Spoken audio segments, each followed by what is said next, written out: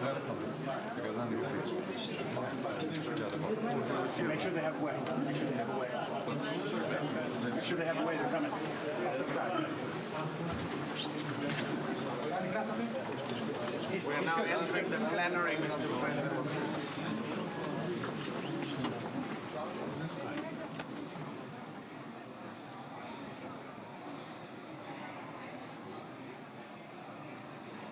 חברי הכנסת והקהל מתבקשים לקום.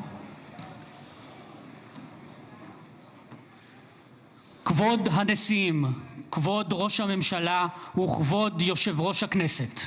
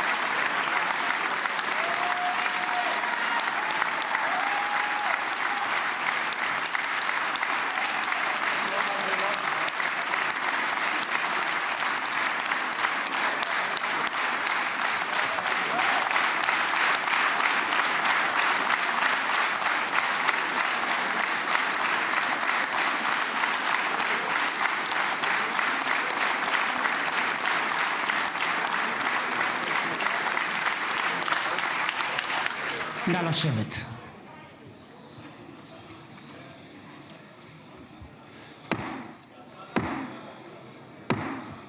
חברות וחברי הכנסת, היום יום שני, כ"א בתשרי התשפ"ו, 13 באוקטובר 2025, ואני מתכבד לפתוח את הישיבה המיוחדת של הכנסת לכבוד נשיא ארצות הברית של אמריקה, מר דונלד ג'יי טראמפ.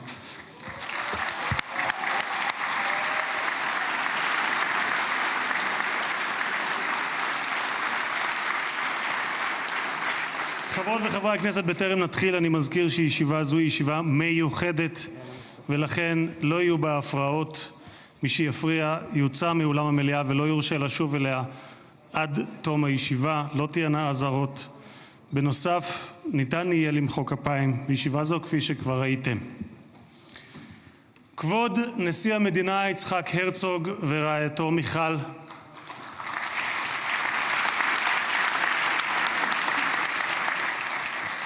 כבוד ראש הממשלה בנימין נתניהו ורעייתו שרה,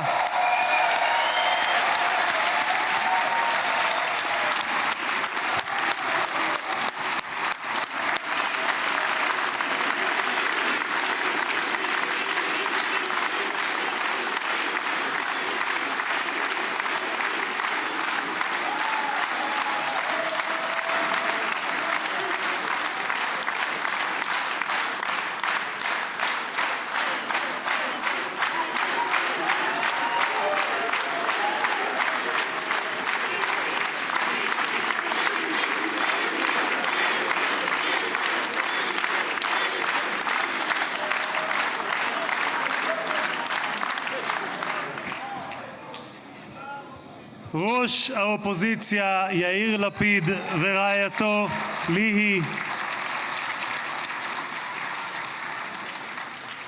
שרים וחברי הכנסת, special recognition to Minister Ron Dermer, who led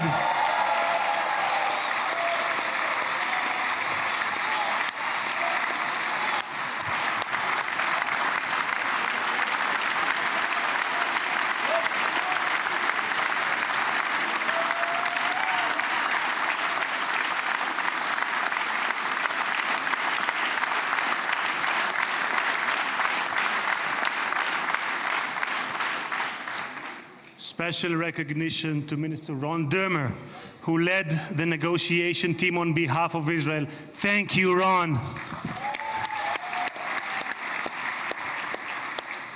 Secretary of State Marco Rubio,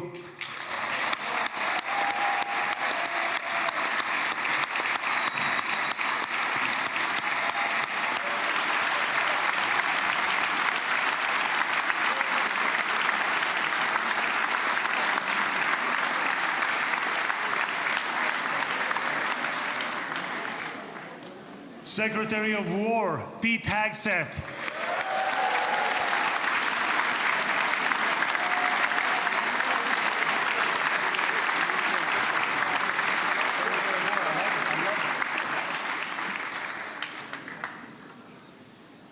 Chairman of the Joint Chiefs of Staff General Dan Kane,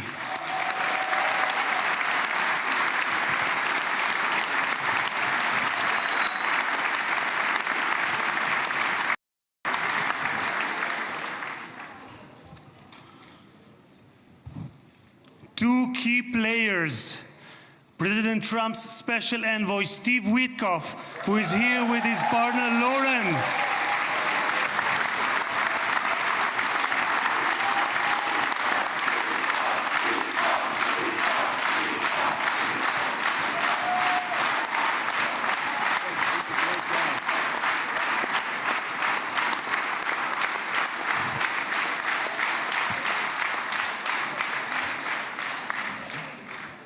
and Jared Kushner, who is here with his wife Ivanka.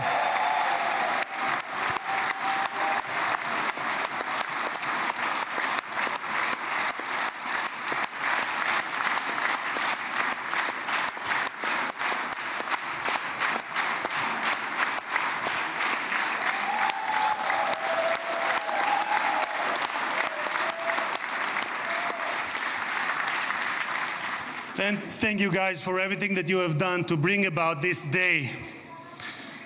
Ambassador of the United States to Israel, my dear friend and my absolute favorite rock star, Mike Huckabee.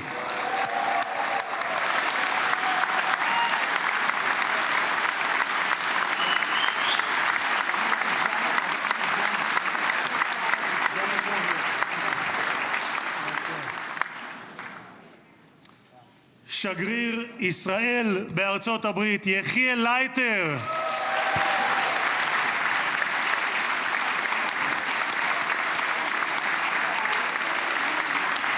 תודה.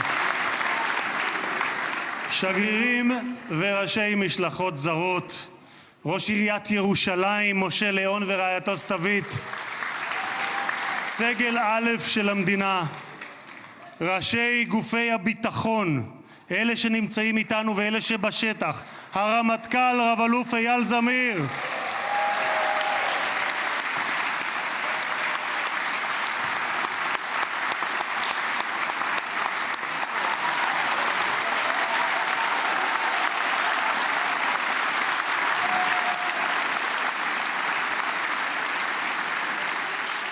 המפכ"ל רב ניצב דניאל לוי,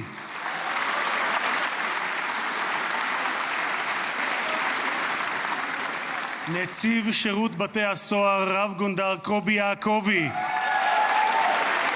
הוא נמצא בשטח, הוא מאלה שנמצאים בשטח, נציב הכבאות וההצלה רב תפסר אייל כספי, ראש המוסד דוד ברנע,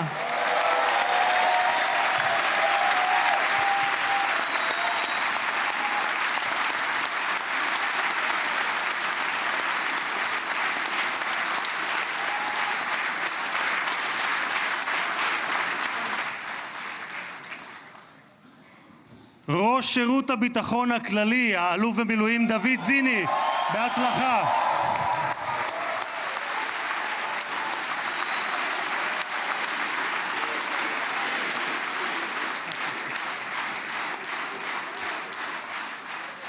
ראש מנהלת החטופים גל הירש,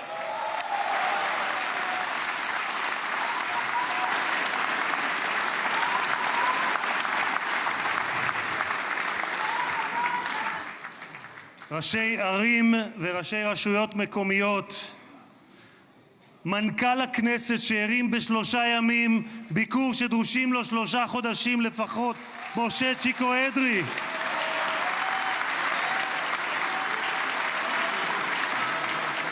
מזכיר הכנסת עורך הדין דן מרזוק, היועצת המשפטית לכנסת עורכת הדין שגית אפיק,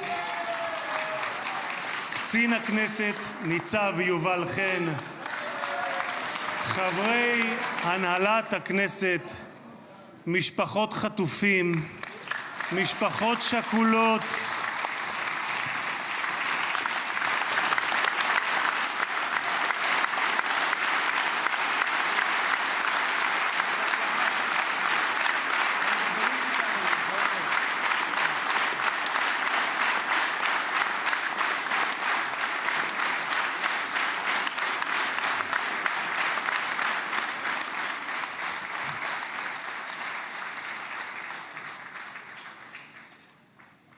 סגל א' של המדינה, מכובדים מהארץ ומהעולם, ואני פוטר בזאת את הדוברים הבאים מאזכור כל המכובדים. קהל יקר, אזרחי ישראל, יש לי הכבוד המיוחד לברך יחד איתכם את החבר הטוב ביותר שהיה אי פעם למדינת ישראל בבית הלבן. ברוך הבא לישראל, ברוך הבא לירושלים, ברוך הבא לכנסת, הנשיא דונלד ג'יי טראמפ.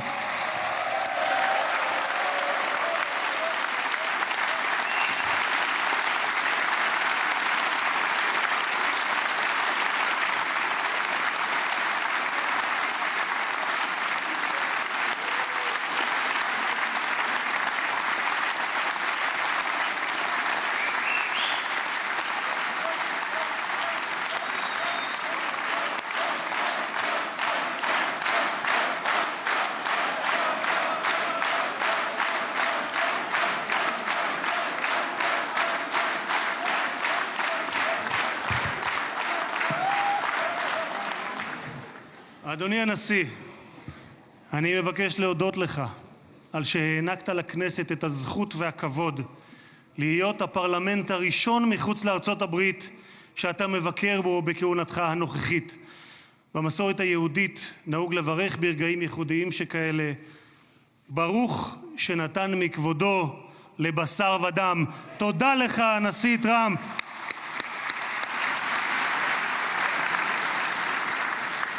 כבוד הנשיא, לפני 2000 שנה הוגלינו בכוח הזרוע מנחלת אבותינו, אבל בכל התפוצות בהן חיינו, מעולם לא שכחנו את ירושלים, הלב הפועם של העם היהודי מאז נוסדה כבירתו לפני 3,000 שנה, ואליה התפללנו שנה אחר שנה אחר שנה. ולפני 7 שנים היית אתה, הנשיא טראמפ, שבשם ארצות הברית של אמריקה הכרת בריבונות הישראלית על ירושלים.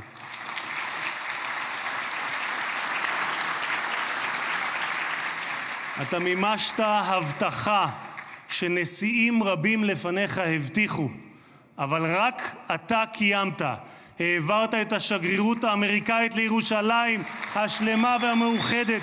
תודה לך, הנשיא טראמפ.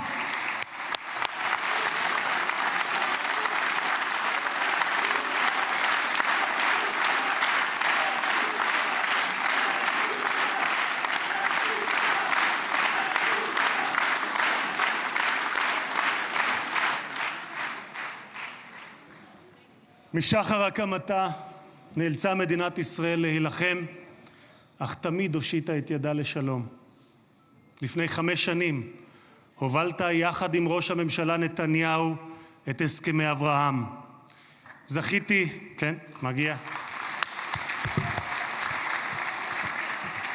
זכיתי לכהן בממשלה שחתמה עליהם, ולימים הם היו בעלי משמעות רבה עבורי גם ברמה האישית, משום שלפני 2.5 זכיתי להיות יושב ראש הכנסת הראשון המקבל הזמנה רשמית לבקר בפרלמנט של מדינה ערבית, וזו הייתה המדינה שבה שני הוריי שנמצאים כאן איתנו נולדו וגדלו, מרוקו.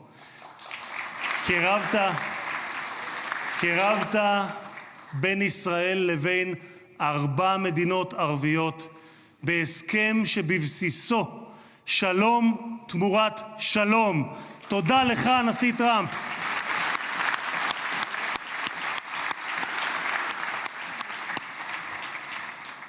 הרבה לפני כהונתך הראשונה, כבר ב-2011, זיהית את הסכנה שבאיראן גרעינית וכתבת, ואני אומר זאת בשפת המקור ברשותכם. Iran's quest of nuclear weapons is a major threat to our nation's national security interests. We can't allow Iran to go nuclear. איום על ארצות הברית משמעו איום על העולם החופשי כולו. את עמדתך העקבית ששמה את אמריקה ראשונה, America first, אך לא לבדה, but not America alone, הבאת עמך לבית הלבן בשתי כהונותיך. לפני 4 חודשים, לאחר שראש הממשלה נתניהו פתח במבצע עם כלבי, הורית על המבצע פטיש חצות, Midnight Hammer, פעולה אמיצה שלא הייתה כמותה עד שאתה הגעת.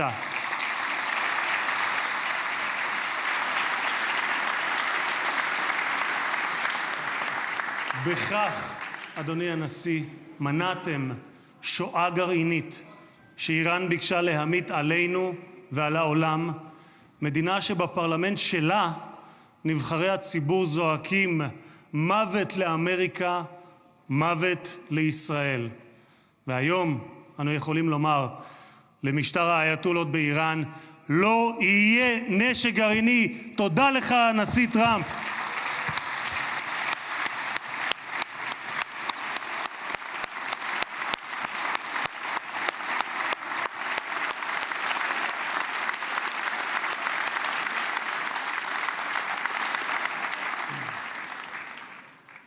כבוד הנשיא, היום העם היהודי מציין את סיום חג הסוכות, ומחר נציין את שמחת תורה.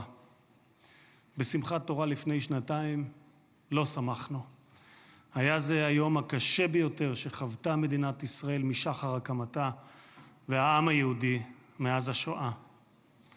עשרות פעמים הגעתי יחד עם מנהיגים זרים למקום הטבח, עם רבים מהם ישבתי לצפות בתיעוד המצולם של הזוועות שאני יודע שגם אתה ראית. שבועות ספורים לאחר 7 באוקטובר ליוויתי את ג'רד ואיוונקה שהגיעו לכאן לאזורים הקשים ביותר. ראינו את מה שקיווינו, היינו קיבוץ כפר עזה ברעים, וראינו את מה שקיווינו שלא יחזור עוד בתולדות האנושות. מראות של פוגרומים, ילדים, נשים, קשישים, גברים, חיים שלווים שהיו ואינם עוד. השטן לא רק רצח, טבח, אנס ושרף רבים מאחינו ואחיותינו, הוא גם חטף אותם, מתים וחיים. מאז בני ישראל נלחמו את המלחמה הקשה, הארוכה וגם הצודקת בתולדותיהם. הפצע הזה של אחינו החטופים בשבי נותר פתוח ושותת דם מאז 7 באוקטובר, כאשר כל עם ישראל כאב את כאב החטופים ובני משפחותיהם, התלויים בין תקווה לייאוש, בין חיים למוות, עד הבוקר הזה. במשך 2, במקום בו יושבים האורחים ביציע שמולנו, כבוד הנשיא, השקיפו מעלינו תמונות החטופים. הבוקר, לקראת האירוע ההיסטורי הזה, זכינו להוריד את התמונות עם חזרתם של החטופים למשפחותיהם. אני אעשה משהו ספונטני, אדוני הנשיא. את סיכת החטופים הזאת בצבעי כחול לבן קיבלתי מצביקה מור, אבא של איתן מור. אני מתכבד להוריד אותה כי לפני רגע דיברתי עם צביקה, איתן כבר בידיהם, והם חוגגים את האיחוד הזה. תודה לך, הנשיא טראמפ.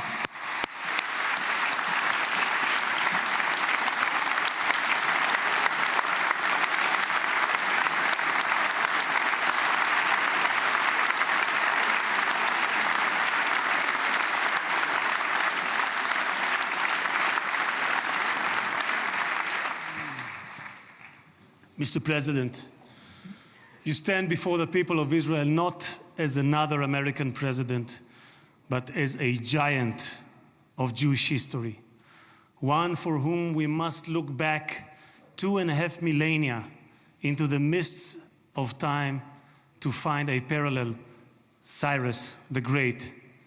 You, President Donald J. Trump, are a colossus who will be enshrined in the pantheon of history. Thousands of years from now, Mr. President, the Jewish people will remember you. We are a nation that remembers. Far from being a local struggle, what we are witnessing is a global struggle, a global battle between the forces of extremism, radicalism, and fundamentalism, and those of freedom, liberty, and democracy. What the world needs now is not appeasers who feed the crocodile in the hope that they will be eaten last, like the kind we have seen recently at the UN General Assembly. And by the way, President Trump, your team has checked the teleprompter. It is working beautifully. What the world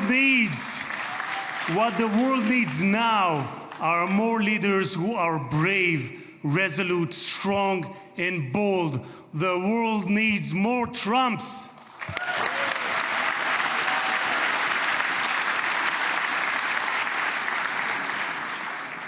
Mr. President, with your permission, I would like to take this moment to address Prime Minister Netanyahu.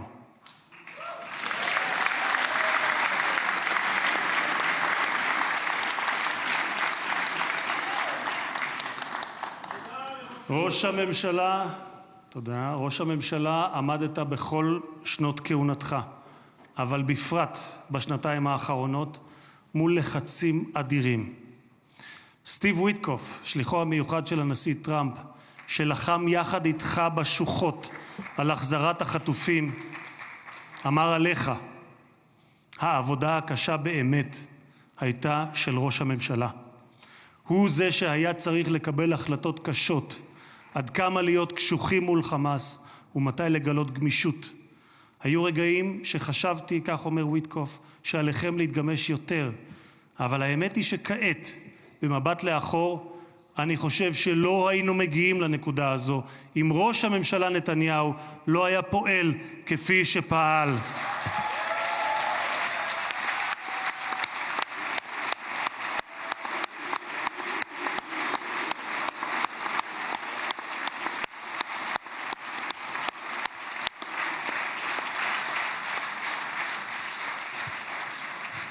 גם הנשיא שלי, ממשיך ויטקוף, גם הנשיא שלי, אתה אדוני, הנשיא טראמפ, מאמין בכך. הוא מאמין שראש הממשלה נתניהו קיבל החלטות קשות מאוד, והיו אנשים פחות אמיצים שלא היו מקבלים החלטות כאלה.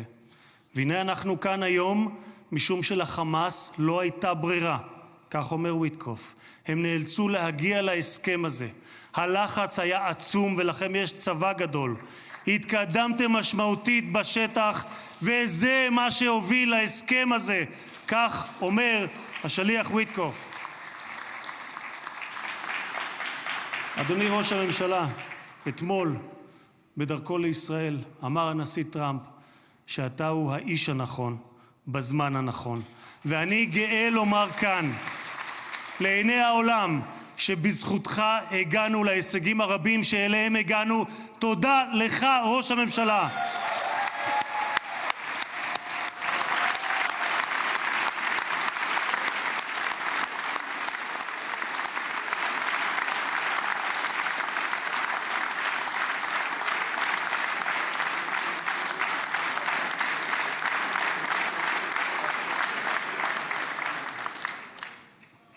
ביום הזה נודה מלב האומה וממעמקי הנפש הלאומית לחיילי צה"ל האמיצים,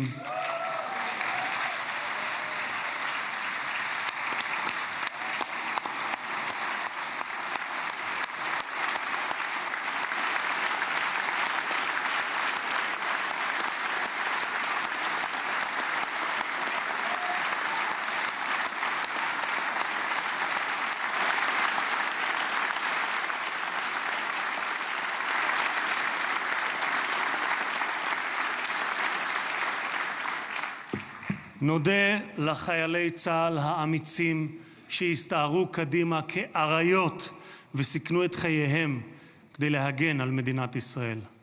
רבים מהם נפלו והקריבו את חייהם למען המדינה שמרכינה את ראשה בפניהם ובפני משפחותיהם השכולות.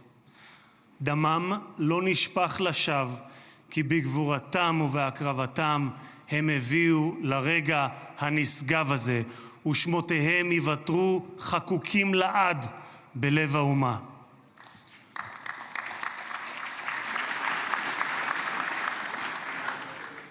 President Trump, you are the president of peace. There was not a single person on this planet who did more than you to advance peace. No one even came close. Your election to the presidency marked a turning point, not only for the United States, but for the entire world. Through your strength of character and unwavering resolve, you brought an end to bloody conflicts in no fewer than 8 regions across the globe. In less than 9 months, you became one of the most consequential presidents in history. You saved countless lives that would have been lost without your leadership. And as our sages teach, whoever saves one life, it is as though he has saved an entire world. You have proven that true peace is achieved through strength, and that only those who are prepared to use force in the present can prevent the need to use it in the future. Mr.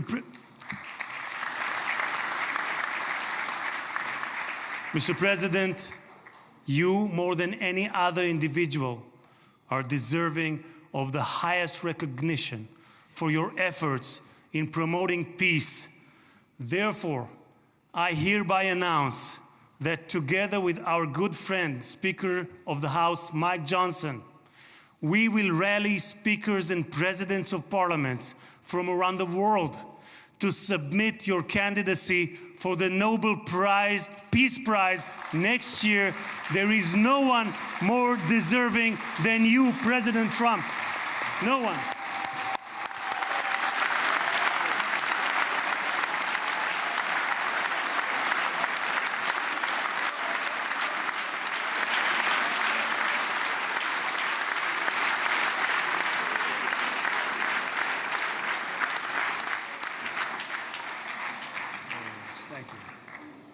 אדוני הנשיא, אנחנו ניצבים בפני ההיסטוריה ברגע נשגב שיחקק לדורות. זה יום מאוד מרגש לאזרחי ישראל, יום שכולנו ייחלנו לו. בספר ירמיהו משיב השם לרחל המבכה את בניה. מנעי קולך מבכי ועינייך מדמעה, כי יש שכר לפעולתך, נאום אדוני, ושבו מארץ אויב. ויש תקווה לאחריתך, נאום אדוני, ושבו בנים לגבולם.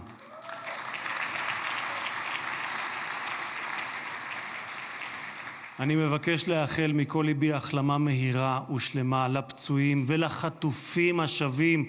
כמה טוב שבאתם הביתה. הנשיא טראמפ, מי ייתן והעושה שלום במרומיו יברך אותך, נשיא השלום, את ארצך ואזרחיה, את משפחתך וכל היקרים לך, ויעשה שלום עלינו ועליכם. May God bless you, President Trump. May God bless the United States of America. And may God bless the state of Israel. תודה רבה וחג שמח.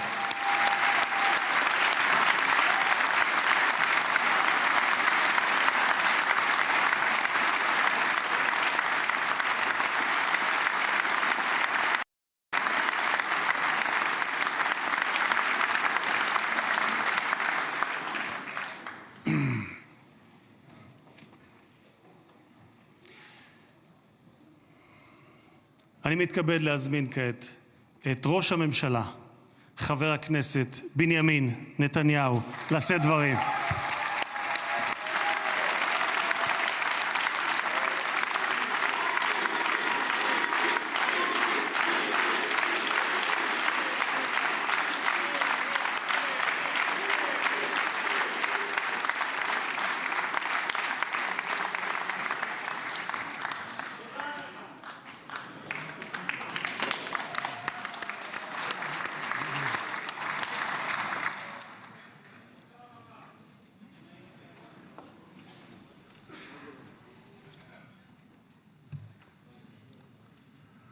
מכובדי הנשיא הרצוג ורעייתו מיכל, מכובדיי הרבים, ובראשם ידידנו הגדול, נשיא ארצות הברית, הנשיא דונלד ג'יי טראמפ.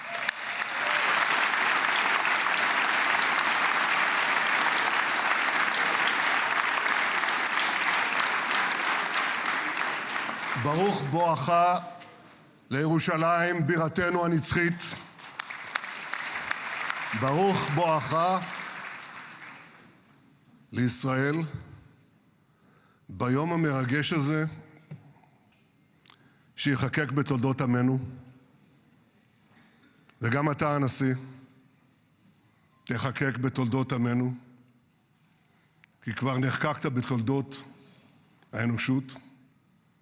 אבל אנחנו, כפי שנאמר, זוכרים את ידידנו, ואנחנו יודעים את חלקך החשוב והמכריע בהחזרת יתרת חטופינו ביום הזה שהתבשרנו עכשיו, רק לפני שעה קלה, שכל חטופינו החיים שבו אלינו.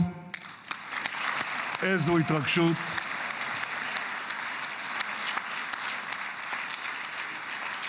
כמה חיכינו לרגע הזה, ואנחנו מחויבים להחזיר את כולם. ואני רוצה להודות לך באופן אישי ובשם האומה כולה. תודה לך, הנשיא טראמפ. תודה לך.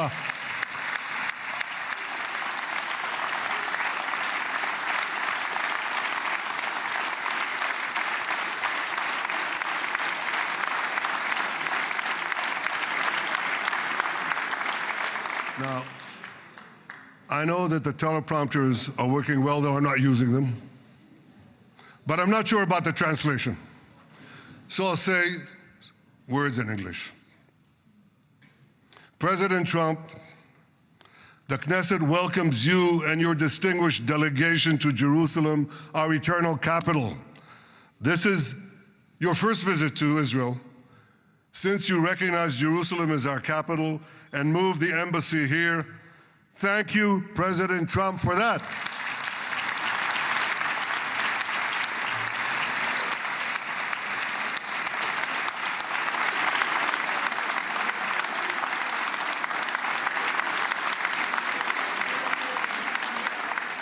There are many other reasons to thank you since your last visit here.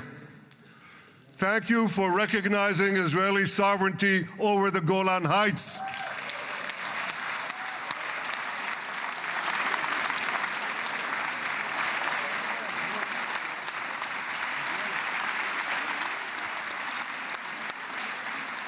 Thank you for standing up to the lies against Israel in the United Nations.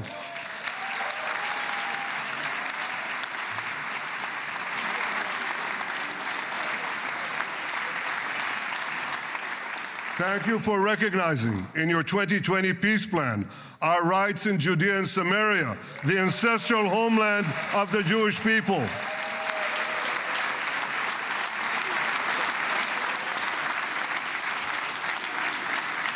Thank you for brokering the historic Abraham Accords. Abraham, Eskhemei Avraham.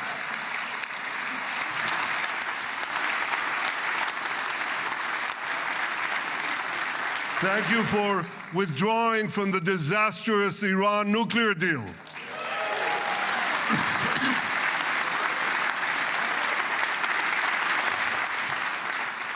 Thank you for supporting Operation Rising Lion and for your bold decision to launch Operation Midnight Hammer. Boy, is that, you got to hear this.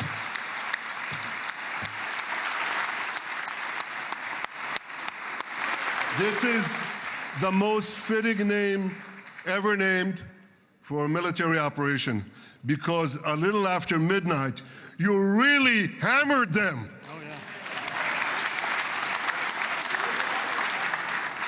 My friends, this is only a partial list but it's enough to affirm what I've said time and again. Donald Trump is the greatest friend that the state of Israel has ever had in the White House.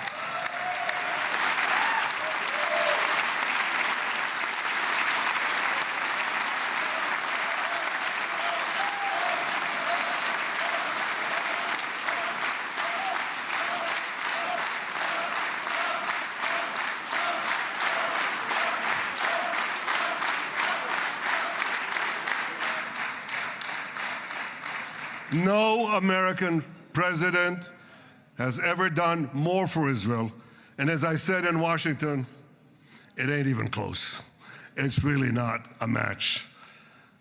Mr. President, today we welcome you here to thank you for your pivotal leadership in putting forward a proposal that got the backing of almost the entire world. A proposal that brings all our hostages home.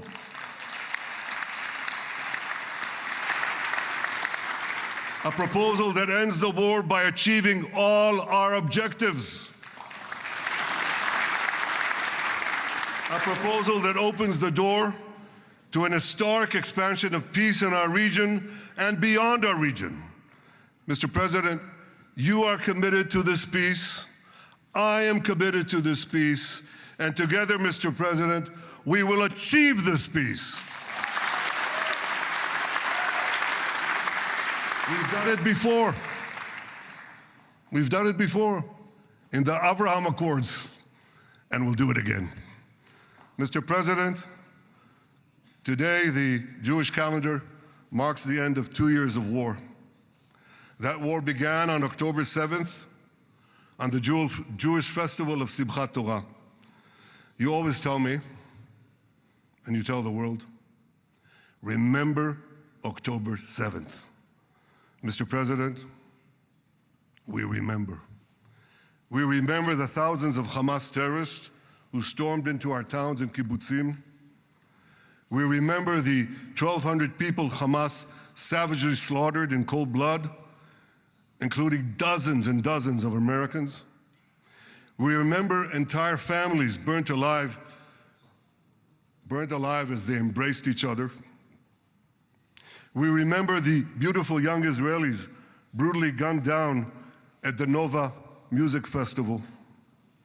We remember the hundreds of our citizens who were dragged into the dungeons of Gaza, including 12 Americans, men and women, young and old, babies and elderly Holocaust survivors. My friends, Mr. President, Donald, these monsters take babies as hostages. In response to this barbaric attack on October 7th, Israel did what it had to do. With indomitable courage, we set out to defend our people, to defeat our enemies, and to release our hostages.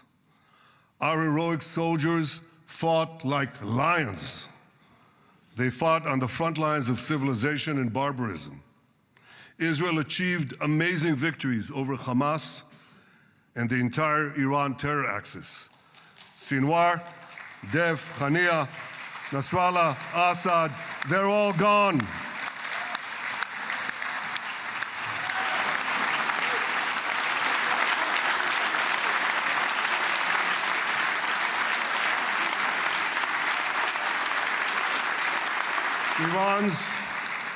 Iran's nuclear weapons and ballistic missile program, with your enormous help, Mr. President, rolled back. Half the Houthi leadership wiped out. But the price of this victory, the price of these victories, has been heavy. Nearly 2,000 of Israel's finest were lost, nearly half in battle. They left behind parents, spouses, siblings, and children. Their love and laughter, their promise and potential were lost forever. To the families of our fallen fighters, many of them are here, I say, I know the depth of your pain. I know the inconsolable grief that will accompany you for the rest of your lives. The State of Israel bows its head in eternal gratitude to our fallen heroes. Because of these heroes, our nation will survive. Because of these heroes, our nations will thrive. And because of these heroes, our nation will have peace. Mr. President, thousands of our brave soldiers were also wounded, suffering terrible blows to body and soul. Brave soldiers like Ari Spitz. Ari is an American. Ari is an American Israeli who was injured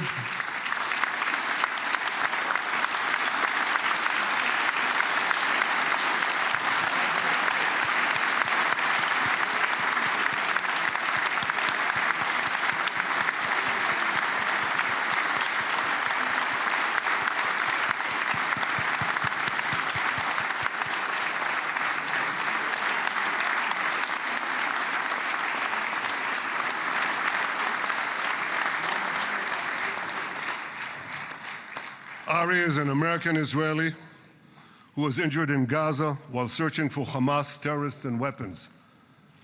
2 of Ari's comrades were killed in this action, and 10 were injured. Ari was presumed dead, but made a miraculous recovery despite losing 3 limbs. Ari, stand up for a minute alone. Stand up. There you go. There. Ari, you are the spirit of Joshua. You are the spirit of David. You are the spirit of the Maccabees. You are the spirit of Israel.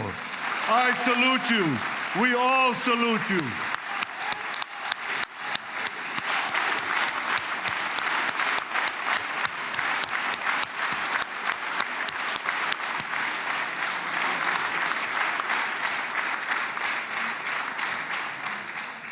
Sabine Tassa of Kibbutz Netiv HaAsara is watching us today from the Israeli consulate in Los Angeles.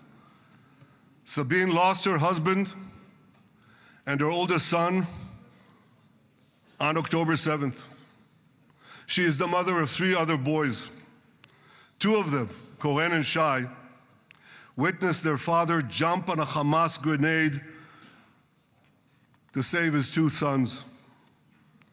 We all saw the film of those 2 boys crying out in pain, "Father is dead. Why? Why did God save me?" Mr. President, my friend Donald, I've seen some very tough things in my life, but I couldn't bring myself to watch those boys suffering again. So I didn't see this film except once. Yet Sabine, their mother, has had the strength and fortitude to show this film across the world. And my wife Sarah and I asked her, "Sabine, how do you do it? Why do you do it?" And she answered, "I do it to show the entire world the monsters Israel is fighting and the justice of our cause." This is what she's doing once again in Los Angeles. Sabine, you can hear me now, so I want to tell you on behalf of all of us, you embody the spirit of our biblical heroines, Deborah, Ruth, and Esther. You too are the spirit of Israel, and we all salute you.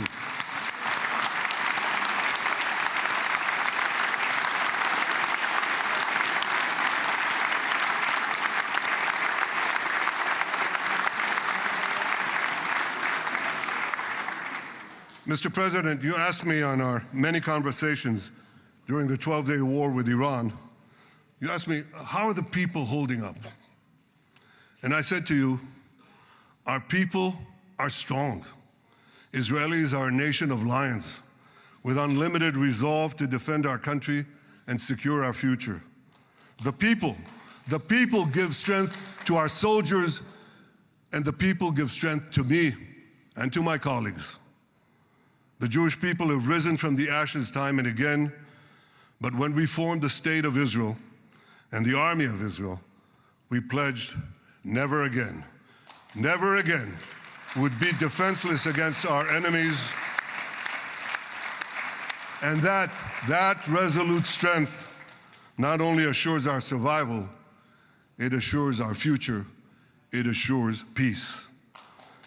We have paid a high price for this war, but our enemies now understand just how powerful and just how determined Israel is. They understand that attacking Israel on October 7th was a catastrophic mistake. They understand that Israel is strong and that Israel is here to stay. And this, Mr. President, is the indispensable foundation of peace. Peace through strength. Ladies and gentlemen, this is a momentous day, a day of great joy as the remaining hostages come home. My wife Sarah and I have met with the hostage families many times. There were no words to describe their agony, only tears of bottomless sorrow and unimaginable pain. At the beginning of the war, I promised to bring all the hostages home. Today, with the indispensable help, the determined and focused help, the unremitting help of President Trump and his team, and with the incredible sacrifice and courage of the soldiers of Israel, we are fulfilling that promise.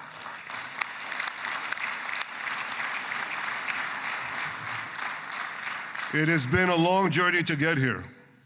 In the first week of the war, our brave soldiers put military pressure on Hamas, and the international community put diplomatic pressure on them. This enabled us to secure the release of over 100 hostages. In heroic rescue attempts behind enemy lines, Israel's special forces rescued 8 live hostages and brought back the remains of dozens more. But as time went on, we all know what happened. The diplomatic pressure was turned on its head. More and more governments bought into Hamas's false propaganda. More and more governments succumbed to anti-Semitic mobs in their own countries. They just turned on Israel. They called for us to surrender to Hamas demands, just leave Gaza immediately, they said, end the war without committing to disarm Hamas, without committing to demilitarize Gaza.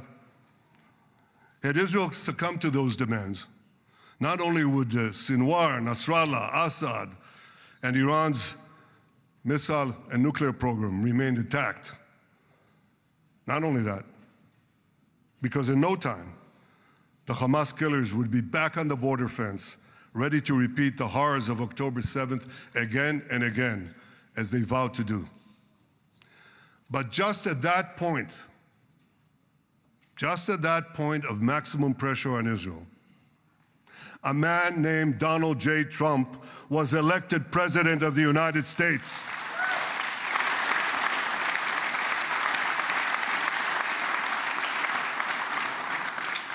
And ladies and gentlemen, overnight, everything changed. Everything.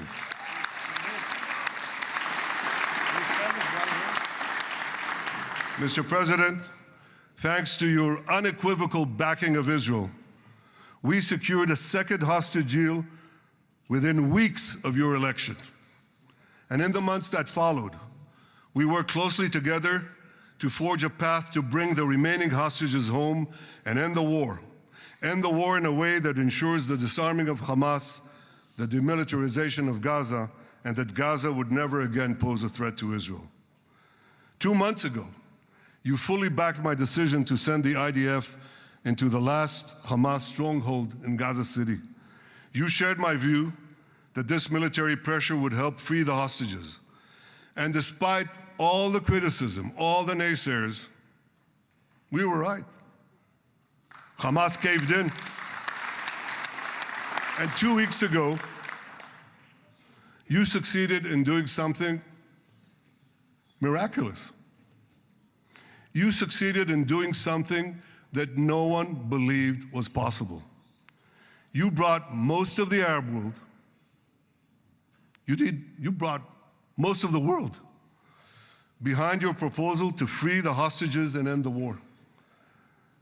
I want to thank Steve Witkoff, Jared Kushner, and Ron Dermer for their great contribution to this effort.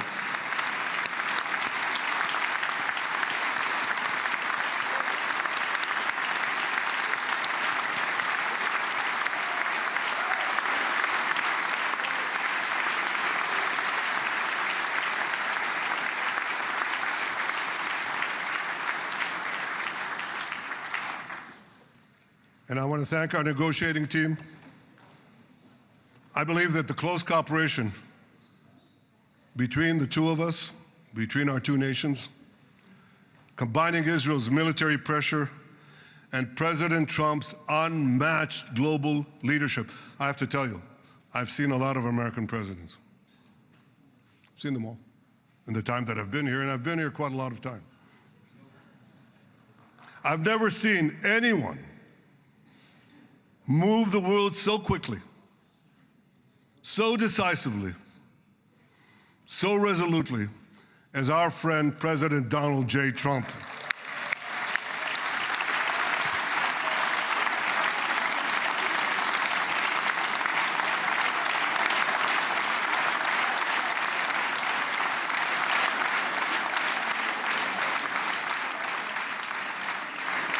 With our military pressure and President Trump's global leadership, we achieved this historic moment. It's a moment of indescribable joy as our nation embraces our sons who are coming home. Mr. President, this week, Jews around the world are going to read the book of Ecclesiastes, Kohelet, in the Bible. The Bible has many miraculous moments. One of them was your decision to bomb Fordo. I think it was a pivot of history because it wasn't meant only to bomb Fordo. That action and your previous action of taking out Qasem Soleimani, the architect of death, I think that changed the balance of power in the world. You brought America back again to the driver's seat.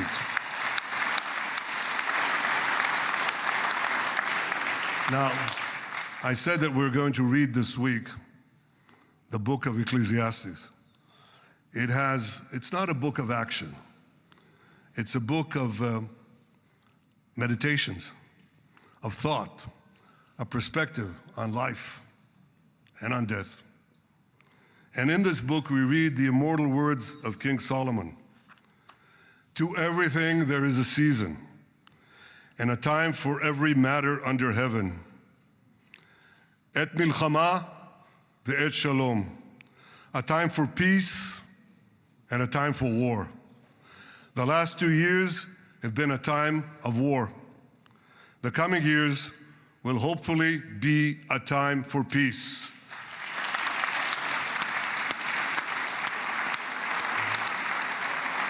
Peace inside Israel and peace outside Israel.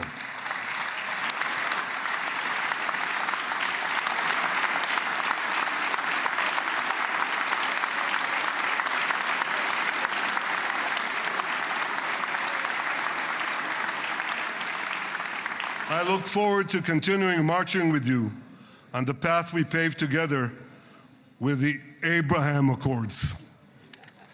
Under your leadership, we can forge new peace treaties with Arab countries in the region and Muslim countries beyond the region. Abraham's children will work together to build a better future, a future that will unite civilization against barbarism, light against darkness, and hope against despair. And my friends, I believe that with President Trump's leadership, this will happen a lot faster than people think.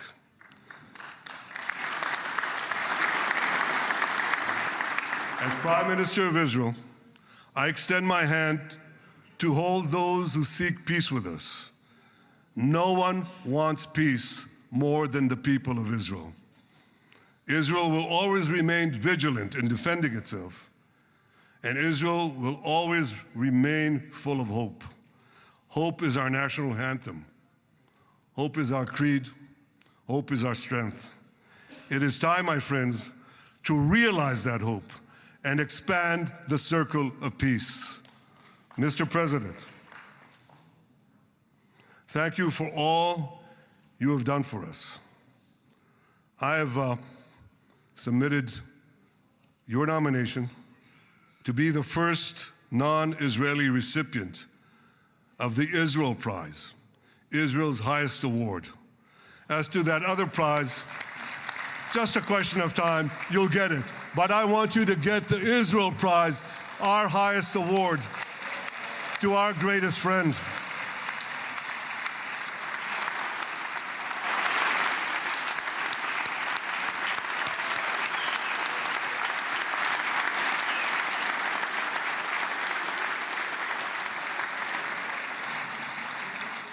When others were weak, you were strong.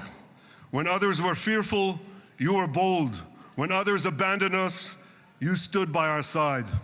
On behalf of the government and people of Israel, I thank you for your extraordinary friendship. Thank you for helping bring our hostages home. Thank you for supporting Israel's march to victory. Thank you for paving a path to peace. מכובדי נשיא ארצות הברית, ידידי דונלד, ברוך הבא לישראל, ברוך הבא לירושלים, ברוך הבא ביום המרגש הזה, שהחיינו וקיימנו והגיענו לזמן הזה.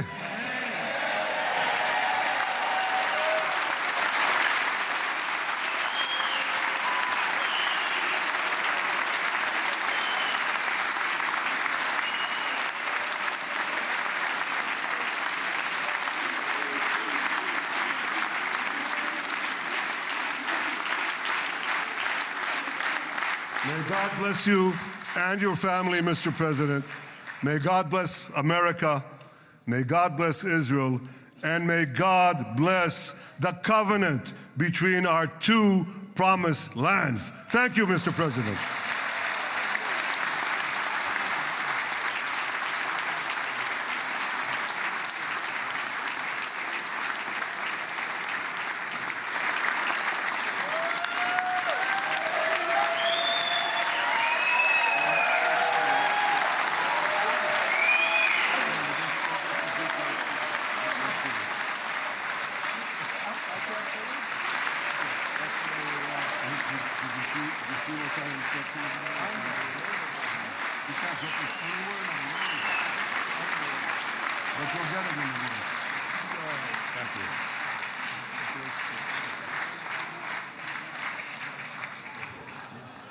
Mr. President.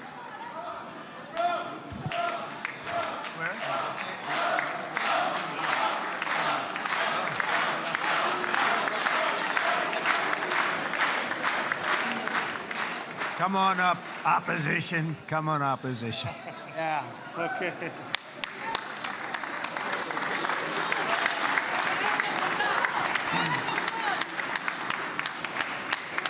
אני מתכבד להזמין כעת את ראש האופוזיציה, חבר הכנסת יאיר לפיד.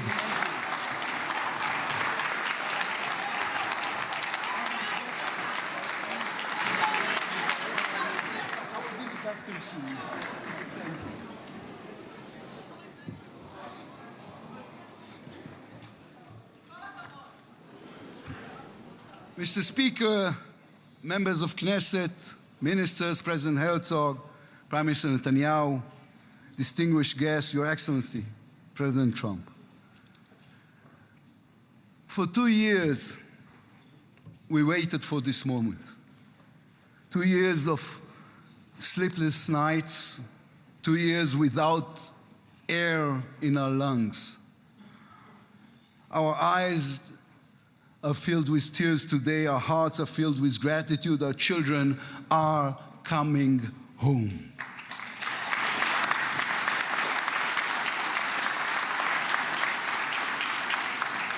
In the Babylonian Talmud, a sacred book of the Jewish people, it is written, whoever destroys one life, it is as though he destroyed an entire world, and whoever saves one life, it is though as he has saved an entire world. Mr. President, you have saved the lives of our hostages.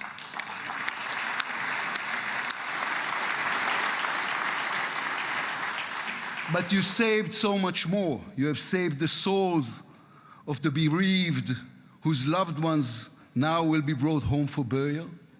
You have saved thousands of soldiers who will now not fall in battle. And you have saved millions from the horrors of war. You have saved more than one life, and each life is an entire world. This is a historic moment, and a reminder that history is shaped by people.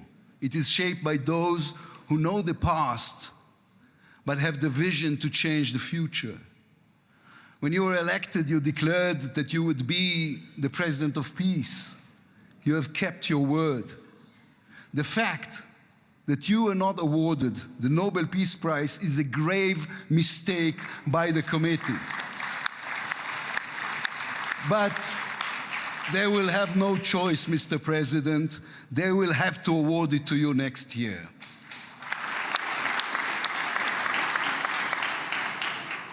Peace will not come by waiting. It will come by building, by reaching out, and by daring once again to believe. You, Mr. President, have done the unimaginable. We will be eternally grateful. But we also need to take responsibility. The destiny of Israel will always be written by the people of Israel. We must now prove ourselves worthy of what has been achieved. From its founding, Israel has said to the world that our strength, our power, rest upon our values. Israel is the strongest country in the Middle East because we are the only democracy in the Middle East. Because we believe in the principles laid in our Declaration of Independence, which says Israel will ensure complete equality of social and political rights to all its inhabitants, irrespective of religion, race, or sex. It will guarantee freedom of religion, conscience, language, education, and culture. It will safeguard the holy places for all religions. Those are our values. That is who we are as people, as a country. Our neighbors must understand one more thing about us. We are not going anywhere.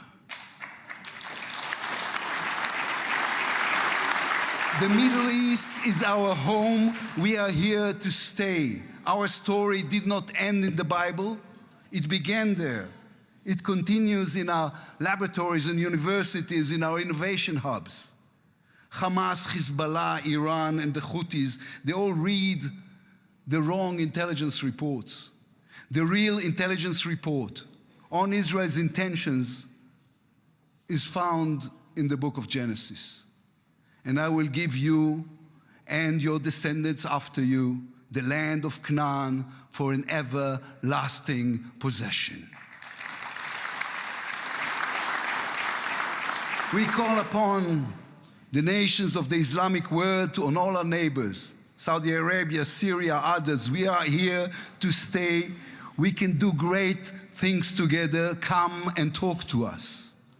Mr. President, You are the one who can make it happen, as you did with the historic Abraham Accords. Then too, no one believed it was possible. Then too, you imposed your vision on everyone. While others spoke of difficulties, you created opportunity. You can be the one to bring the next wave of peace. The people of Israel support this. They want this. We are ready. And you can later today in Egypt with your unbelievably talented team, my friends Steve Witkoff, Jared Kushner, Marco Rubio, Pete Hegseth, forge a regional alliance that will change not only the Middle East but the entire world. After 2 years of war, the peoples of this region should look around and ask themselves, whose situation is better?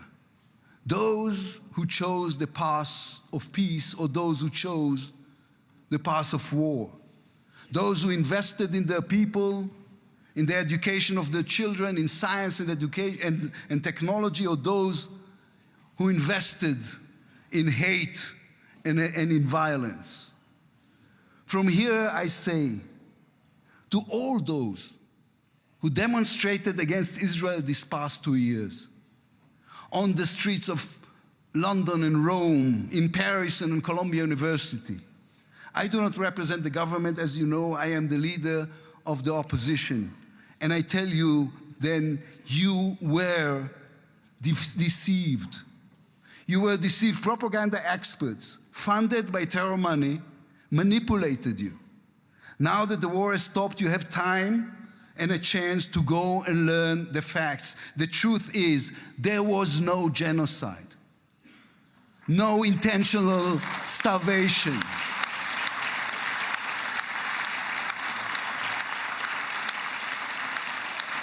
The truth is, there was an army and a country fighting in the most complicated conditions imaginable against terrorists who send their own children to die for a follow-up, who use their own children as human shields. The truth is that a democratic state was attacked by a fanatical terrorist organization. 1,200 people were killed in one day, women were raped, babies were burned alive. And all the while, they played with your minds, selling you the absurd idea that supporting Islamic terror is somehow a liberal value. There is good and evil in this world. When you stand with Hamas, you stand with evil. When you stand with Hezbollah, you stand with evil. When you stand with the Iranian regime, you stand with evil. When you stand with Israel, you stand on the side of justice.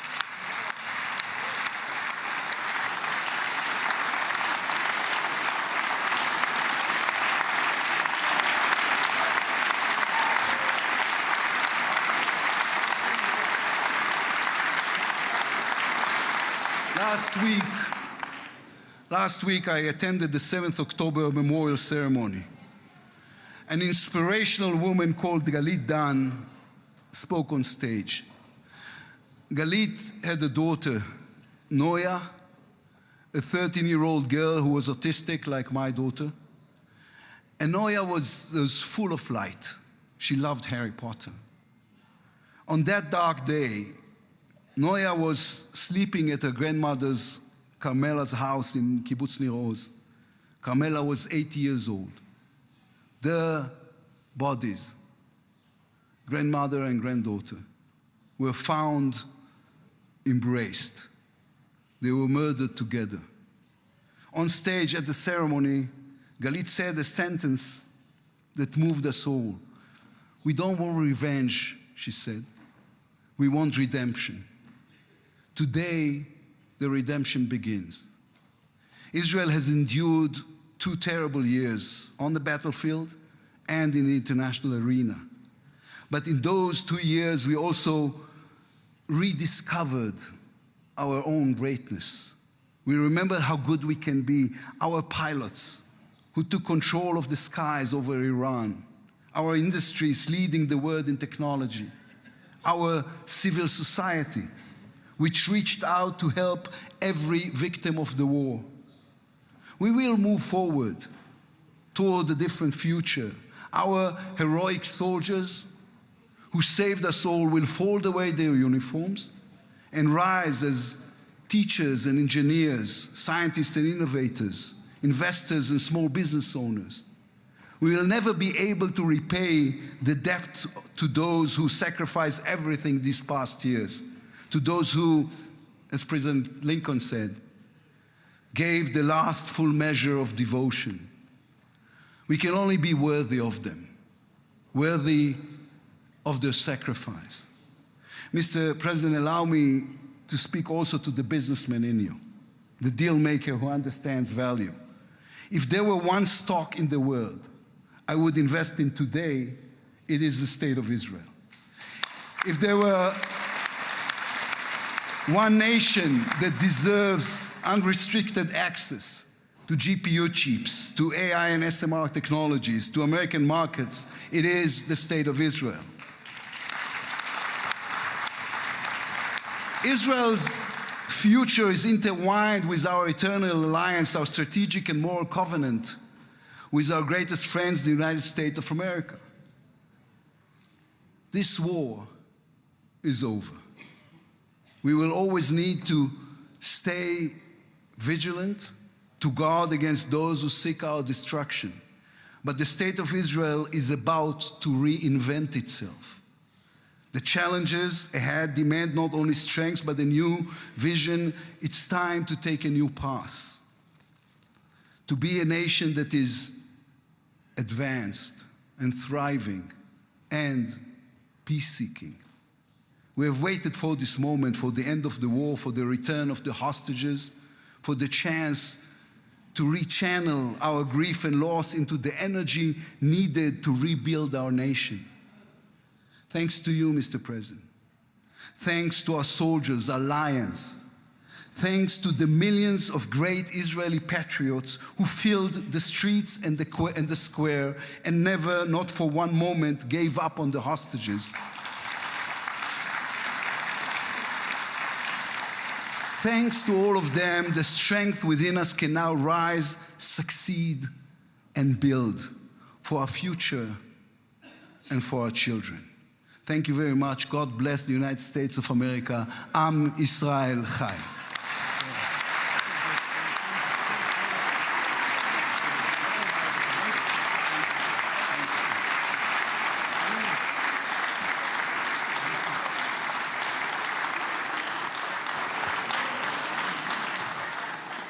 אני מודה לראש האופוזיציה.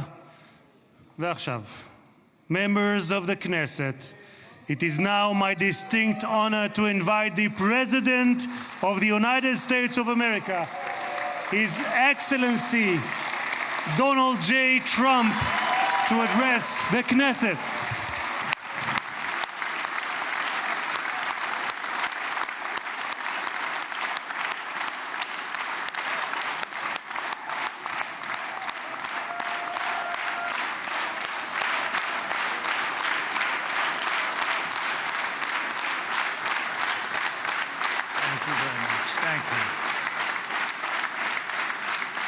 Thank you very much, everybody.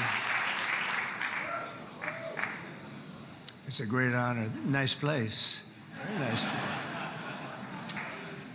Mr. President, Mr. Prime Minister, Mr. Speaker, esteemed members of the Knesset and cherished citizens of Israel, we gather on a day of profound joy, of soaring hope, of renewed faith, and above all, a day to give our deepest thanks to the Almighty God of Abraham, Isaac, and Jacob.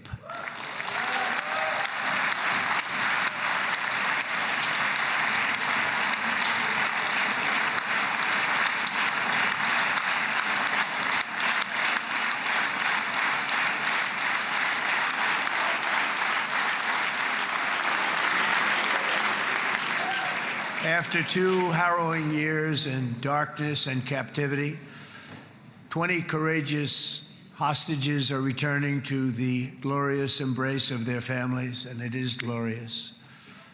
28 more precious loved ones are coming home at last to rest in this sacred soil for all of time. And after so many years of unceasing war and endless danger, today the skies are calm, the guns are silent, the sirens are still, and the sun rises on a holy land that is finally at peace, a land and a region that will live, God willing, in peace for all eternity.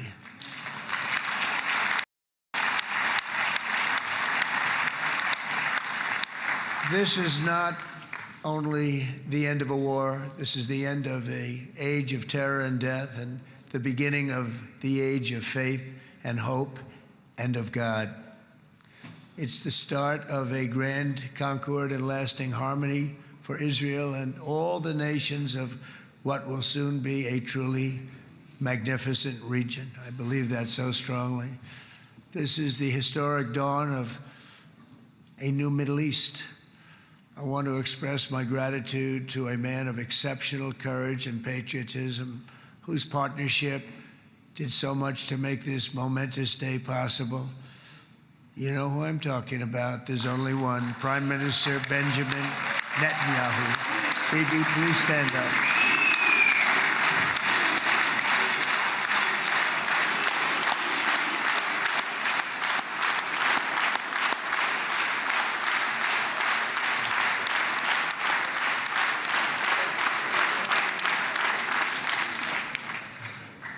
And he is not easy, I want to tell you. He's not the easiest guy to deal with, but that's what makes him great. That's what makes him great.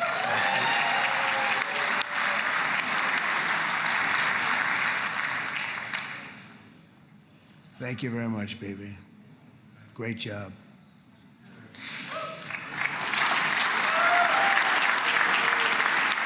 And let me also convey my tremendous appreciation for all of the nations of the Arab and Muslim world that came together to press Hamas to set the hostages free and to send them home. We had a lot of help. We had a lot of help from a lot of people that you wouldn't suspect, and I want to thank them very much for that.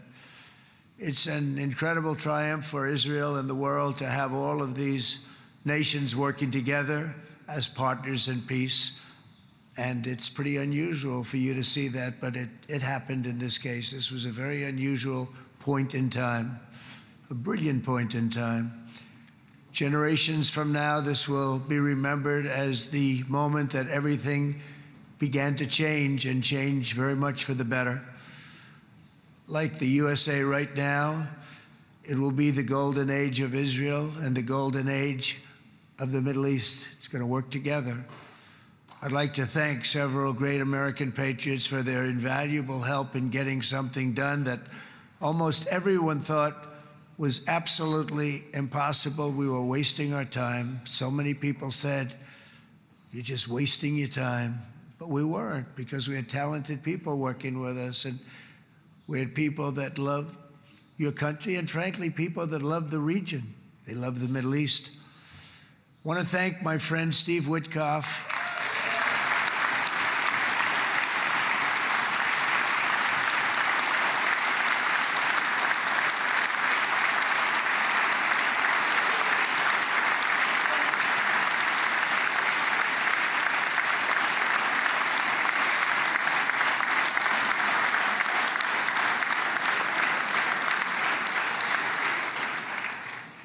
You know, Steve was chosen by me.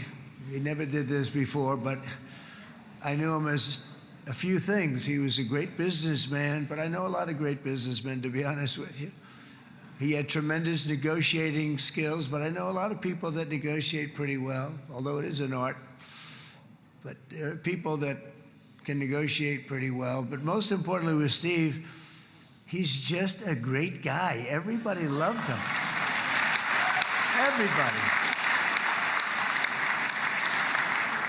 I mean, I know some negotiators that are so good, but you wouldn't have had peace in the Middle East. It would be in World War III right now with some of these guys. Everybody loves Steve, and they respect him, and they somehow can relate to him. I've known him for many years, and I've seen it over over and over again. להוציא את חבר הכנסת עודה. להוציא אותו מהאולם. להוציא אותו מיד. החוצה, החוצה. החוצה. להוציא גם את חבר הכנסת כסיף. להוציא את חבר הכנסת כסיף מהאולם. להוציא אותו מיד.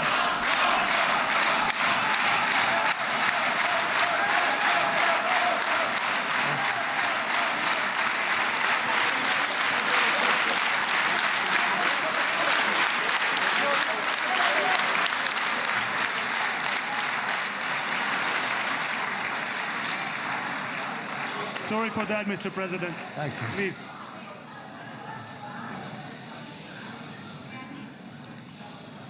That was very efficient.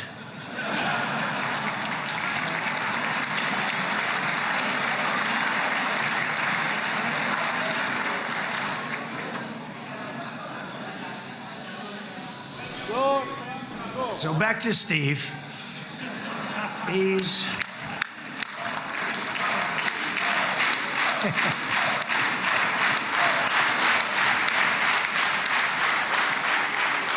But I tell one story because he was so involved, and then we called in Jared. We need that brain on occasion. We got to get Jared in here. We got to get a certain group of people. But Steve started this all by himself. I call him Henry Kissinger, who doesn't leak. Okay? Henry is a big leaker. He leaked. Steve doesn't leak. Steve just wants to get the job done. He wants to do what's right. But I'll give you just a quick story because, as you know, he's working on the war with Russia and Ukraine, a war that would have never happened if I were president. A shame. 7,000 young soldiers a week are being killed. More than that this last week. It's a shame. Should have never happened. But it did happen, and we won the race, and I took over this horrible war that's been raging, and I thought it would be easily settled. I thought it was a hell of a lot easier than doing what we just did very successfully with Israel and a lot of other people.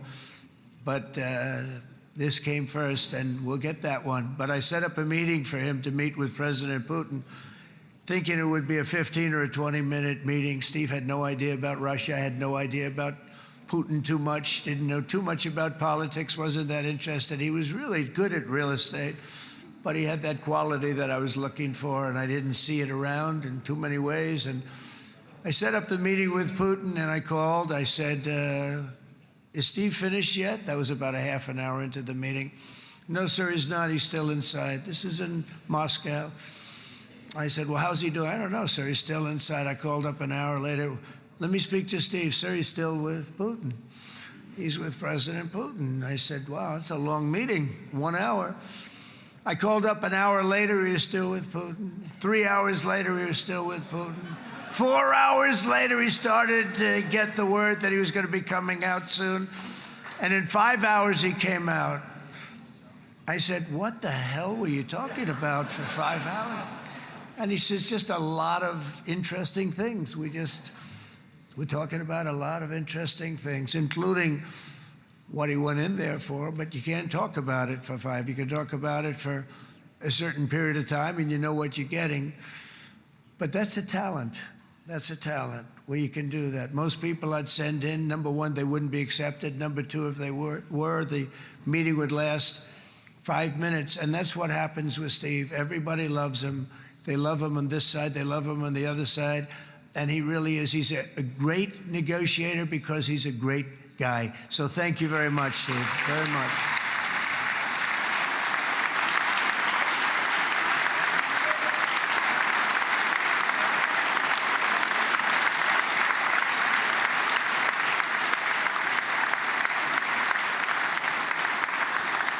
And let me also give a very special thanks to someone who truly loves Israel. In fact, loves it so much that my daughter converted. My daughter converted. I didn't know this was going to happen. And Ivanka's here.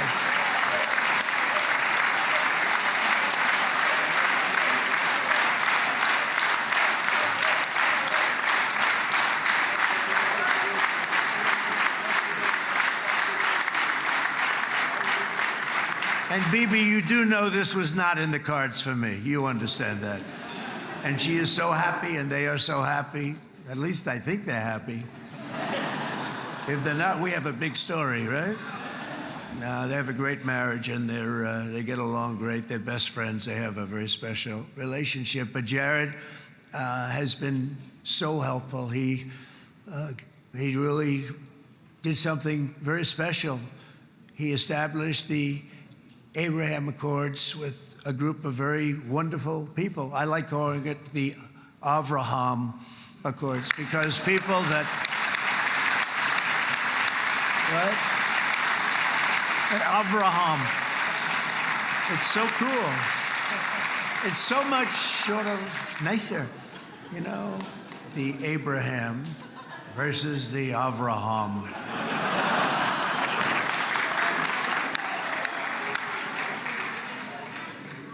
I just don't want to sound too sanctimonious when I do it, so, you know, I sort of split it up. This way we keep everybody happy. But we have some very great talent, and they have no excuses for anything that's taken place, because we had some unbelievably good people working on this. And then you're going to add a man named Marco Rubio, who is also here. That's right.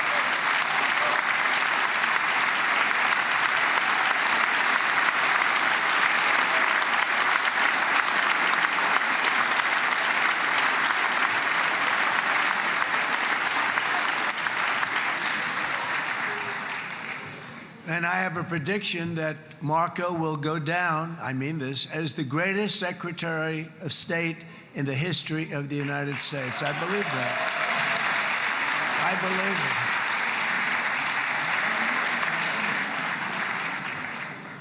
it. And he and I, you know, we really fought it out. You remember, he was tough. He was nasty. Who the hell thought this was going to happen, Marco, right? And now I'm saying he's going to go down as the greatest. He will. He was always smart and sharp, and people respect him. And then we have somebody who's young, but an unbelievable leader. I saw it a long time ago, and he's turned out to be even better than we thought. Right, Susie? I think even better. And that's Pete Hegseth, who is our Secretary of War, formerly Secretary of Defense.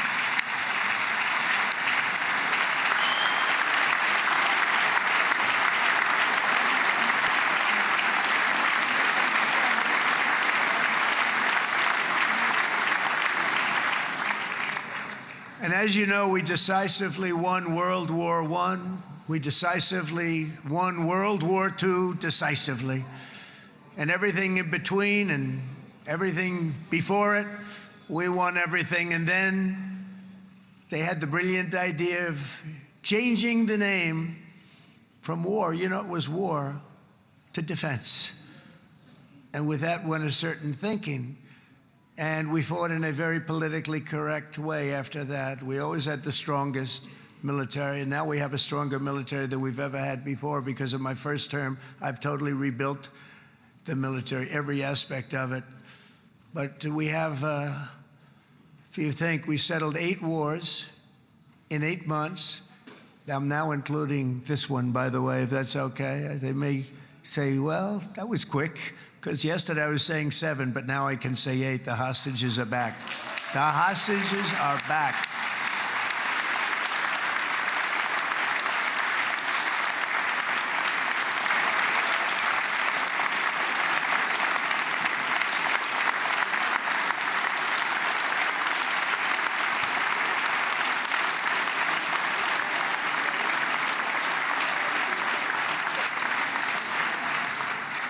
It is a good feeling. Isn't that nice to say? You know, I just said the hostage, first time I said the hostages are back. It feels so good to say it.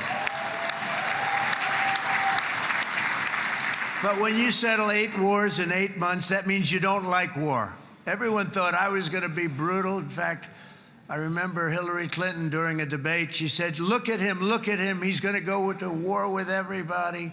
And actually, she said, he's got a personality that's all about war. No, and my personality actually is all about stopping wars, and it seems to work. It seems to work.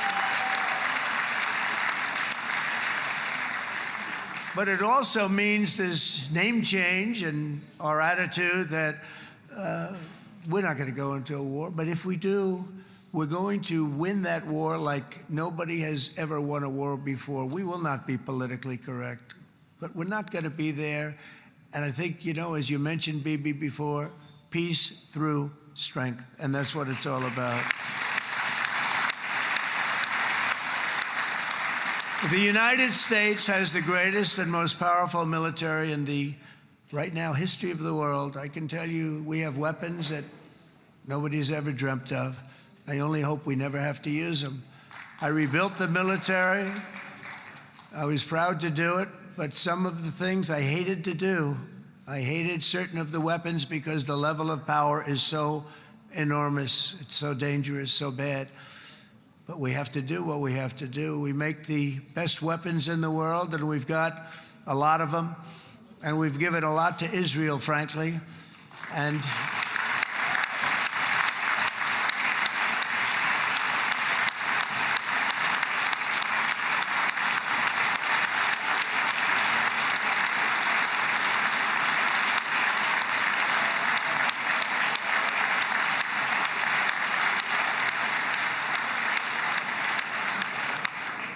I mean, Bibi would call me so many times, can you get me this weapon, that weapon, that weapon? Some of them I never heard of, Bibi, and I made them. But we'd get them here, wouldn't we? And they are the best. They are the best. But you used them well. It also takes people that know how to use them. And you obviously used them very well.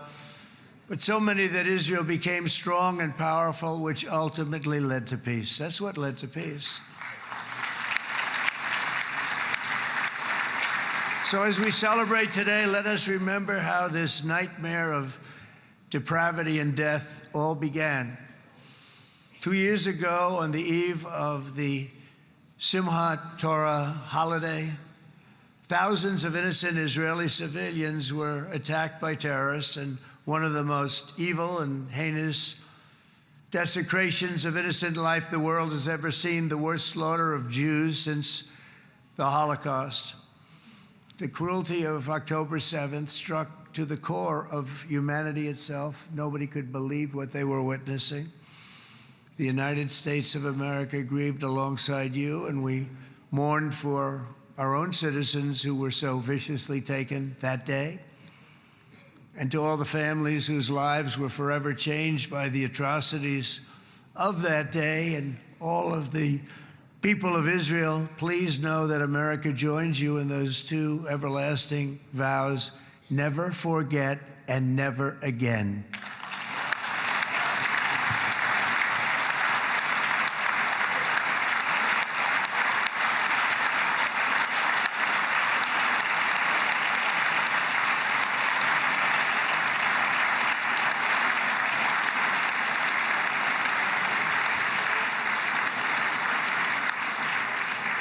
From October 7th until this week, Israel has been a nation at war, enduring burdens that only a proud and faithful people could withstand. It was a very tough period of time.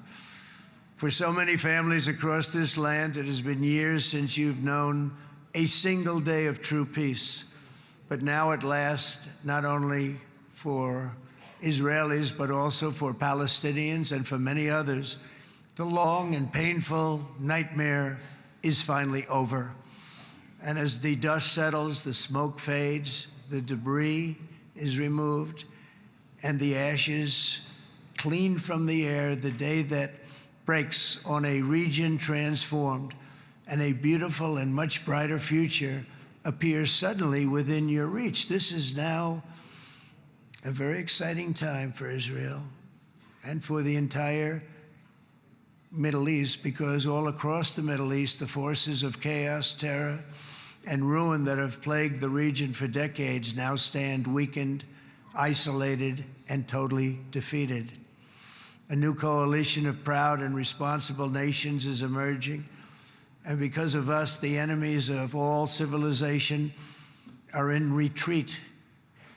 Thanks to the bravery and incredible skill of the Israeli Defense Forces and Operation Rising Lion.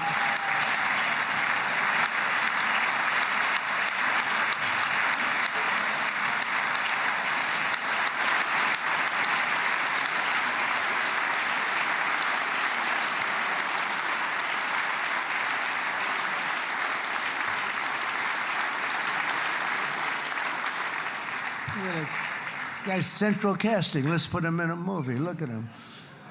Great job. And my people loved working with you. Loved it. They worked so well together.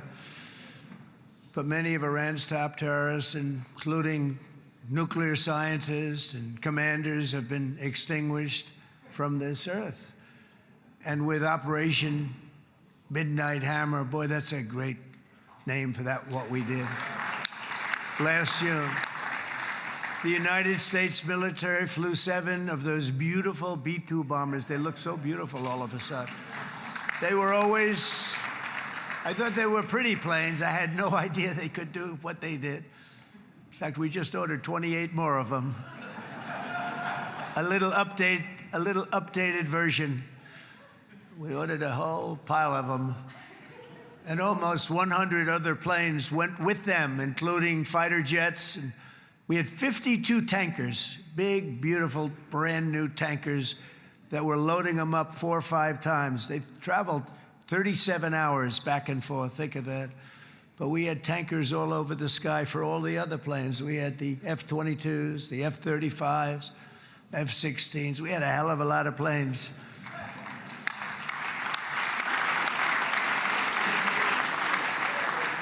So we had 52 gas stations in the sky. That's what they call them. I'll tell you, I wouldn't want to be flying one of them. We have our great General Raisin Cain right here. General, stand up. This guy, what a general. Thank you.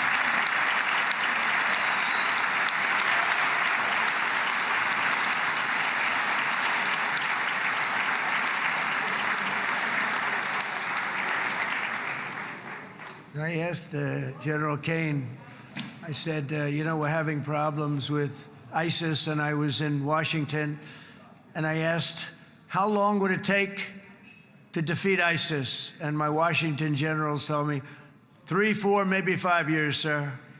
I said, I don't get it. We got the best equipment in the world. Why? So I flew to Iraq, and I met with a man named Cain. He said, what's your first name? He said, they call me Raisin, sir. I said, wait a minute, your name is Raisin Cain? I've been looking for you for a long time. You gotta be kidding. So they told me 3, 4, 5 years to defeat ISIS. And I sit down with him and I say, why is it? I flew there in the dark of night. I landed, I'll never forget it. It was quite a trip. I'm glad I made it because I met him. I said, could I ask you, General? I come down. He said with another general and a sergeant. Everybody was like central casting. They could go into a movie right now. Between him and you guys over here, we could get rich making movies, okay? And they got along so great. That's the beautiful thing, that your military and our military, Bibi, got along so great. But I was told by the television generals in Washington, we have the best equipment in the world. Why is it taking so long? And they said, 4 years. I said, so let me ask you, Raisin, how long would it take you to defeat ISIS? Sir, we can do it in 3 weeks, but you'll probably have some time left over. I said, you gotta be kidding. What the hell are you talking about? They said 4 years.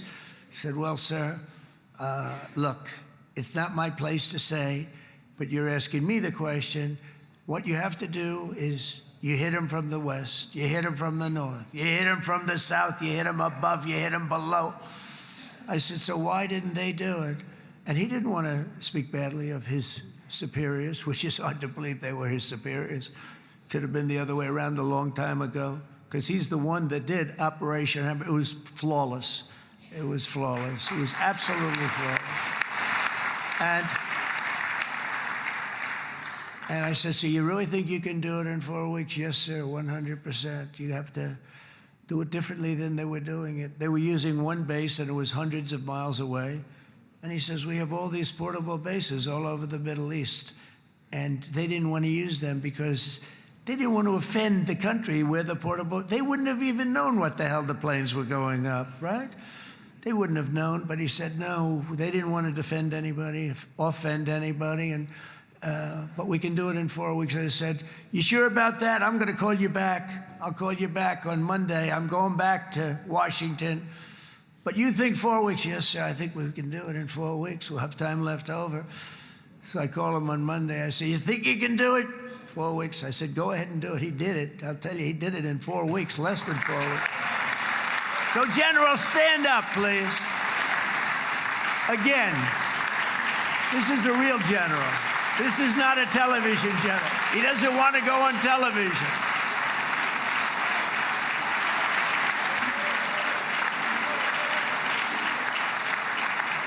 He doesn't want to go on television. I said the other guys love being on television. So we dropped 14 bombs on Iran's key nuclear facilities, totally, as I said originally, obliterating them. And that's been confirmed, and everybody understands it. Together we stopped the #1 state sponsor of terror from obtaining the world's most dangerous weapons. And if you think about it, if we didn't do that, and assuming we made the same deal that we have today, there'd be a dark cloud over this deal. And #1, it wouldn't happen because the other Arab and Muslim nations really wouldn't feel comfortable making the deal that we have now, right?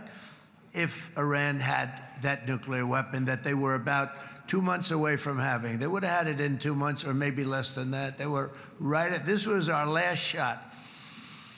They looked at it for 22 years. This was our last shot. The pilots told me that. They said, 22 years, sir. They looked at it. Our predecessors looked, they studied it. 3 times a year would do drills on that exact attack. And boy, did they get it right. But let's assume they didn't, and let's assume there was large-scale nuclear weapons in the hands of Iran. We couldn't be here today. Even if we signed the deal, which we couldn't do because a lot of people would not want to have anything to do with it, we took a big cloud off of the Middle East and off of Israel.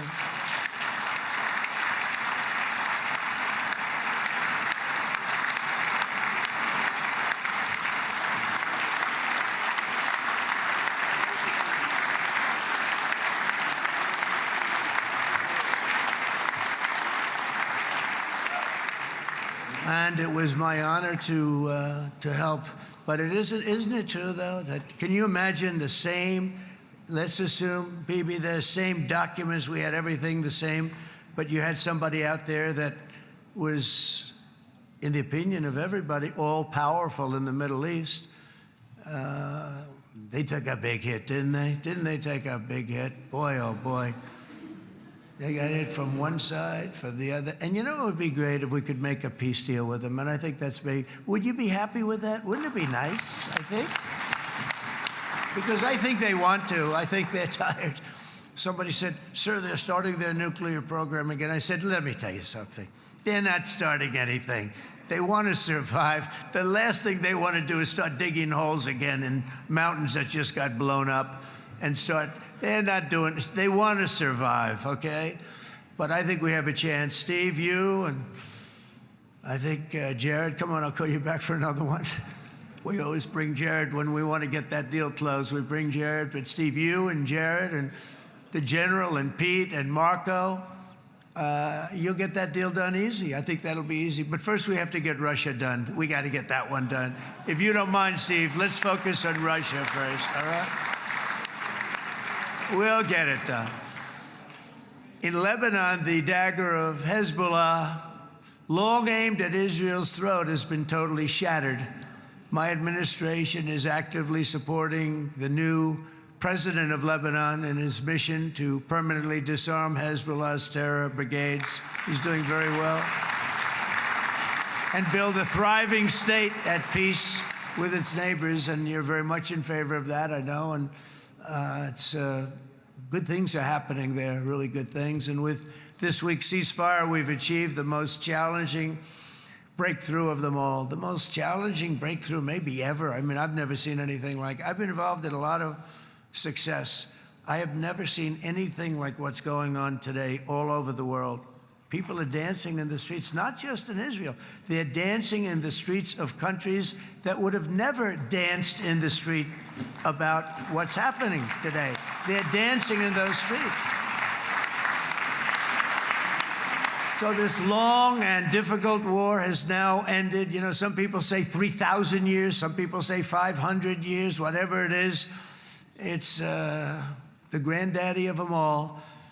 And in an unprecedented achievement, virtually the entire region has endorsed the plan that Gaza will be immediately demilitarized, that Hamas will be disarmed, and Israel's security will no longer be threatened in any way, shape, or form.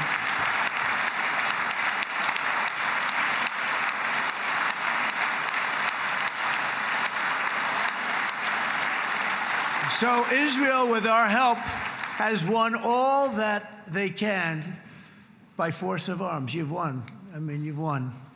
Now it's time to translate these victories against terrorists on the battlefield into the ultimate prize of peace and prosperity for the entire Middle East. It's about time you were able to enjoy the fruits of your labor. Mr. Opposition Leader. I said he's a very nice opposition leader. I think... No, he's a nice man. Bibi, he's a nice man.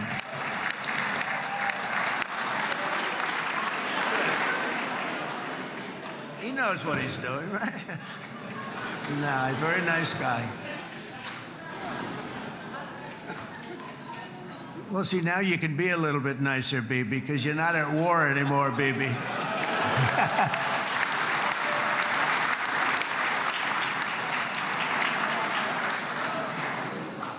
But only by embracing the opportunities of this moment can we achieve our goal of ensuring that the horrors of recent years will never happen again. You don't want to have to go through this again.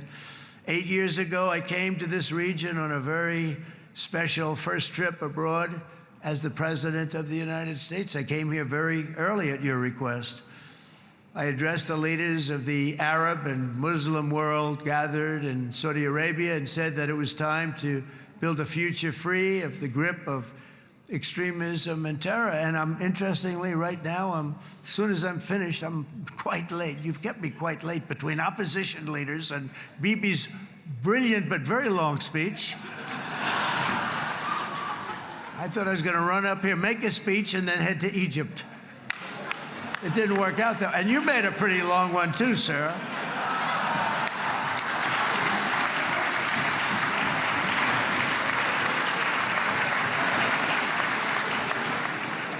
But I liked what you all said. It could be worse. Supposing on top of it, I didn't like what you said. That would be no good, Ron, would it? Ron, you did a great job, by the way, Ron.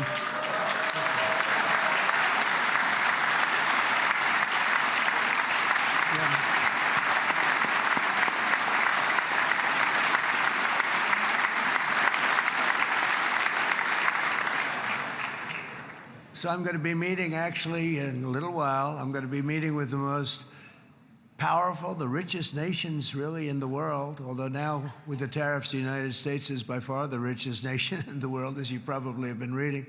But the richest nations, most powerful nations, you know, tremendous, headed by some tremendous people in many cases. Some cases I wouldn't say necessarily I would endorse. But I will tell you, some incredible people that really helped us make this all possible. So I'll be going there. I'll be quite late. They might not be there by the time I get there. But we're going to give it a shot. But the journey we started back then led to the crushing defeat of the ISIS caliphate, to the monumental Abraham Accords, and ultimately to the historic ceasefire this week, in which many of those same nations really played a very pivotal role, I have to tell you. Steve will tell you that. Jared will tell you that. Together, we've shown that peace is not just a hope that we can dream about. It's a reality we can build upon day by day, person by person, and nation by nation. And because of that, the Middle East is finally ready to embrace its extraordinary potential. You have extraordinary potential in this region. It should now be clear to everyone throughout the region that decades of fomenting terrorism and extremism, jihadism and anti-Semitism have not worked. They haven't worked. They've been a disaster. They've just killed. They've killed. They've backfired completely and totally. They've just totally backfired. Everything that you thought, take it, worst case, it's turned out to be worse than that. They have not worked. From Gaza to Iran, those bitter hatreds have delivered nothing but misery, suffering, failure, and death. They've served not to weaken Israel, but to annihilate the very forces that did the most to foment this hatred. And it's really, I mean, everybody that's tried it has become irrelevant. Meanwhile, we've seen those nations that set aside their differences, reached across ancient divides, and pursued engagement are now among the most successful in the region. They're getting along with Israel, and they're doing great. And I can tell you the 4 nations that joined the Abraham Accords early on, and you'd all be doing me a favor, and I'm going to be saying this in a little while to some other friends, would love you all to, is this right, Jared? Join up in the Abraham Accords. We have to join up and get together. You can have that whole thing filled out. We had a very weak administration, worst president in the history of our country by far. And Barack Obama was not far behind, by the way.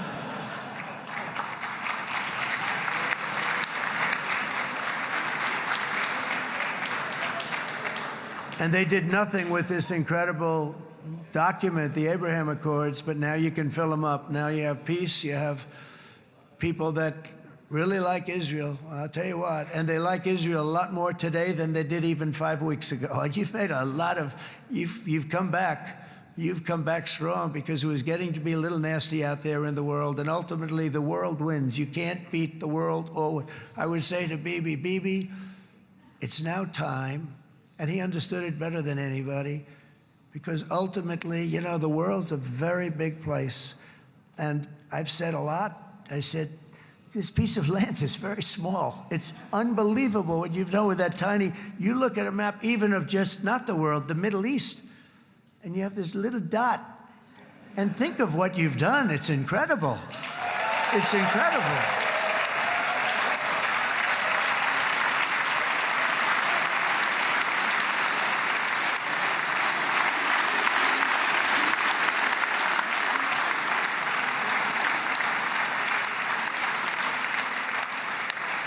But the world is loving Israel again. And I said to Bibi, you know, the world is big and it's strong. And Ron, ultimately, the world wins. And we don't have to worry about that now. But there was getting to be a period of time over the last few months, you know, the world wanted peace and Israel wanted peace. Everybody did. Everybody did. And what a victory it's been, right? What a victory it's been. If you would have gone on for 3, 4 more years, keep fighting, it was getting bad. It was getting heated. The timing of this is brilliant. And I said, Bibi, you're going to be remembered for this far more than if you kept this thing going, kill. It would be it would not be the same. And I just want to congratulate you for having the courage to say, that's it, we've won. And now let's enjoy our lives and let's rebuild Israel and make it stronger and bigger and better than it's ever been before. We're going to do that. Took a lot of guts.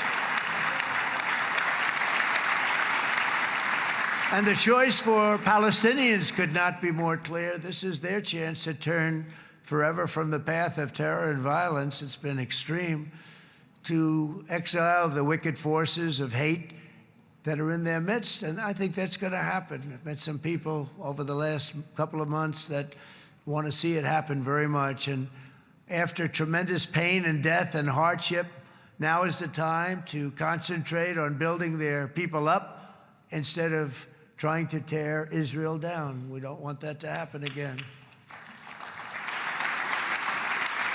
And the total focus of Gazans must be on restoring the fundamentals of stability, safety, dignity, and economic development so they can finally have the better life that their children really do deserve after all these decades of horror. I intend to be a partner in this effort in the sense that we're going to help and we're going to do something that became unbelievably popular. Everybody wants to be on it. It's called the Board of Peace, okay? How about that? Is that a beautiful name? Like a board of peace.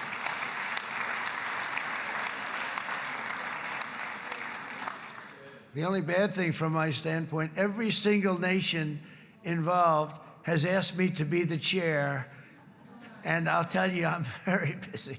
I didn't count on that, but you know what? If we do it, we'll do it right, and we have unbelievable power and wealth, because you're going to need wealth. You're going to need wealth to rebuild things, and they have wealth like few people have wealth. I want to thank the Arab and Muslim nations for their commitment that they've made to support a safe rebuilding of Gaza and beyond. I have many Arab countries, very wealthy countries, that came up and said, we'll put up tremendous amounts of money to get to rebuild Gaza, and I think that's going to happen. The power, they want dignity, they want to come forward, and they want to say, and I want to say who they are, because what they're doing is going to be, I think, something that you're going to be very impressed with, Bibi, and you need that. You need the kind of economic power that they have, and they want to see it work, and they want to see it be safe, and they want to see it be good for Israel, too. And as much money as it will be, and it's a lot, as you can see, it's a lot. For these countries, it's relatively little relative to their worth.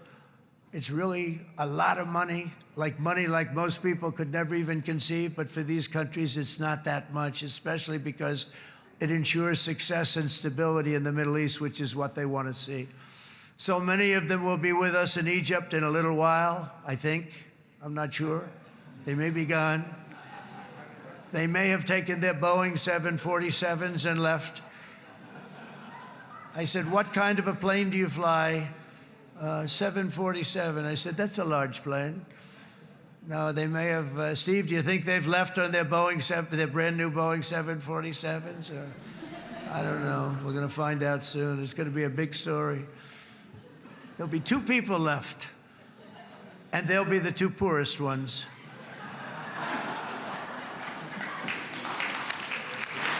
But it will be the wealthiest and most powerful group of nations. So the group that we have assembled, that's waiting for us, is the wealthiest and most powerful group ever assembled at one time. There has never been a group like this. And they're only looking for good. They want good. They're going to do good.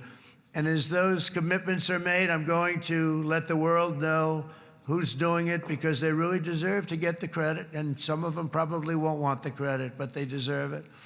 It's more obvious than ever that the productive and responsible nations of this region should not be enemies or adversaries. You should be partners and eventually even friends, and that's what's going to happen. I know it. Together you can stand against the forces of chaos. Yeah, you go ahead. That's an important point.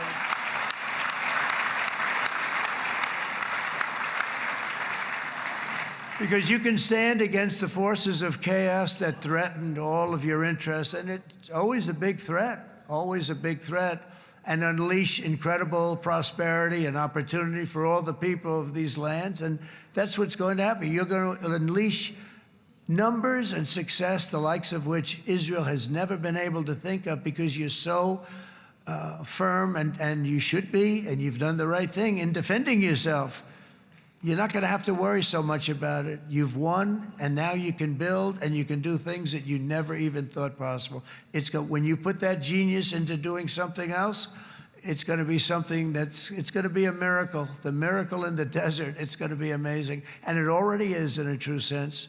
But it'll be wonderful when you can spend time thinking about other than war and defense and offense also. To that end, it's my firm hope and dream, frankly, that together the Abraham Accords will turn out to be everything that we thought they would.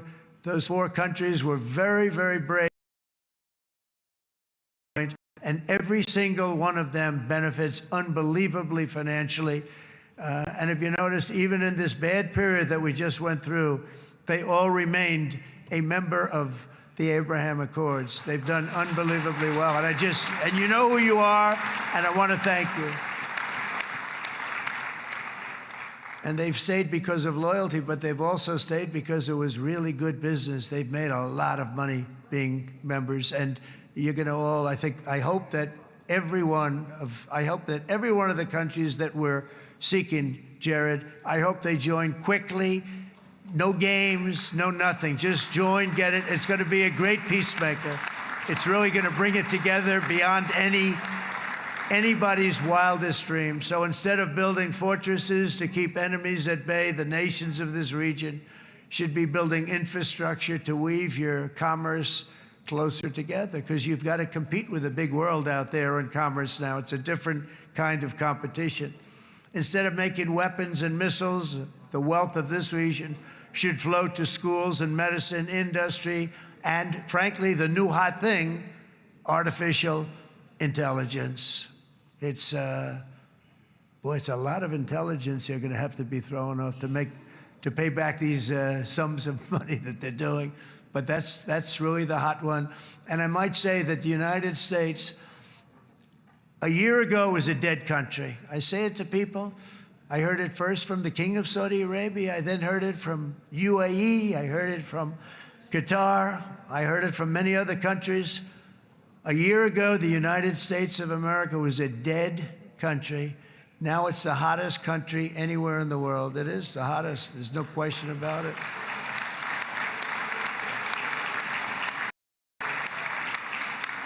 In fact, if you go back a year ago, before the election, although once we had November 5th, we became hot because people got it. I would say November 5th was a time that we became really hot. But once you go back a couple of years, if I were in charge and the country was doing what they would, nobody was going to ask me to speak.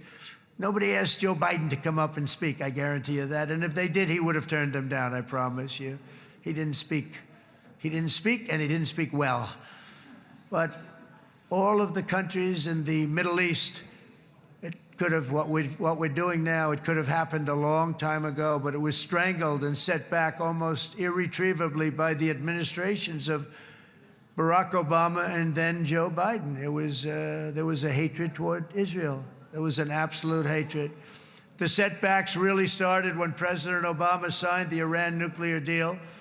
This was a disaster for Israel, and it was a disaster for everyone. And I remember that Bibi Netanyahu came to the United States and worked so hard to try and get Obama not to do that deal.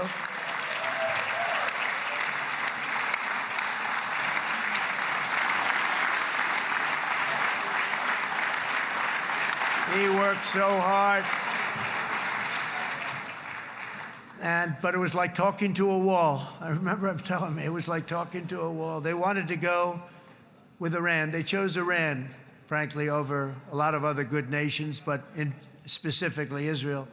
And that was the beginning of a very bad period of time. You had Obama go out, and the Iran nuclear deal turned out to be a disaster. And by the way, I terminated the Iran nuclear deal, and I was very proud to do it.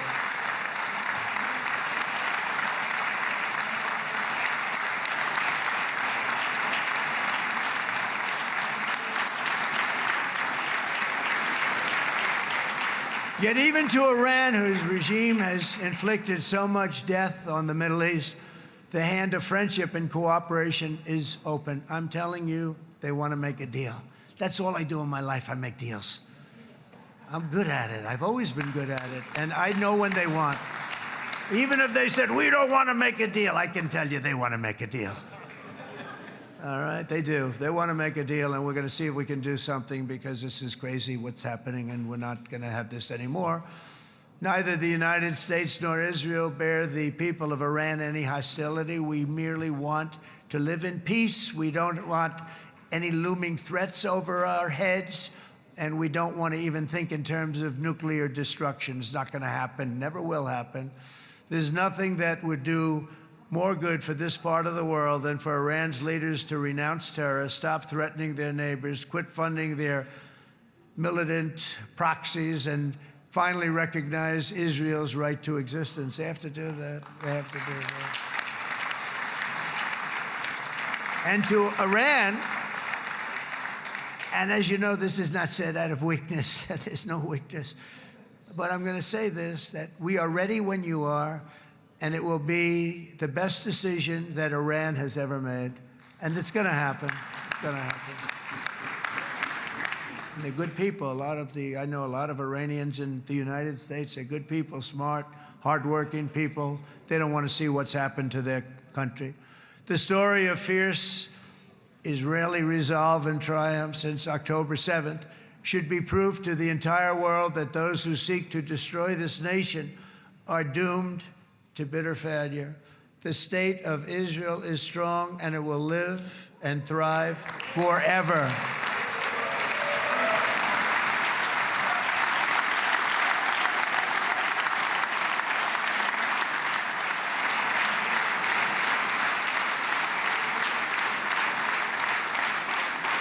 And that is why Israel will always remain a vital ally of the United States of America. Israelis share our values, field one of the world's most powerful militaries. You really do. You have an amazing, what a job you've done. And have one of the most innovative economies on earth.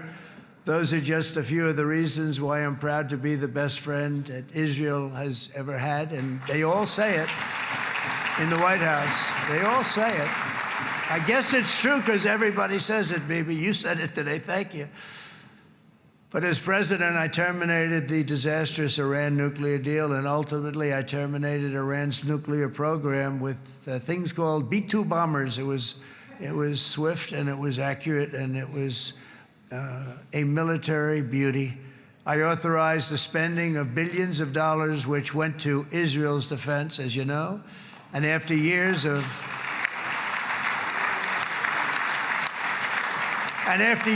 broken promises from many other American presidents, you know that, they kept promising. I never understood it until I got there. There was a lot of pressure put on these presidents. It was put on me too, but I didn't yield to the pressure.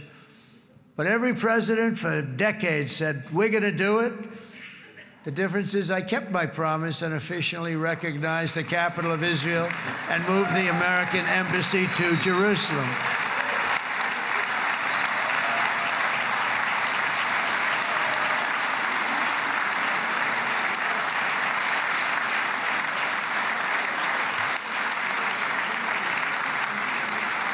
Isn't that right, Miriam?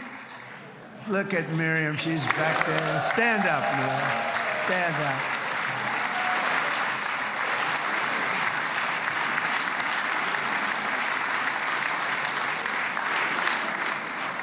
Miriam and Sheldon would come into the office. They'd call me.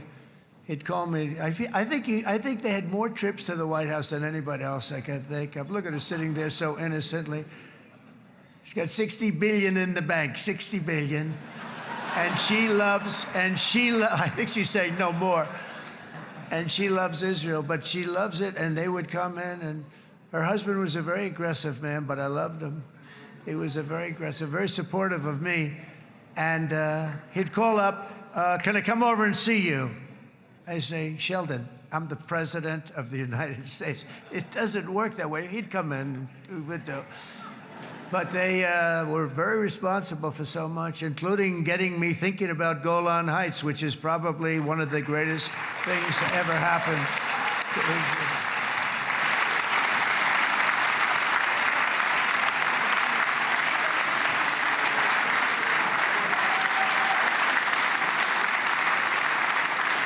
Miriam, stand up, please.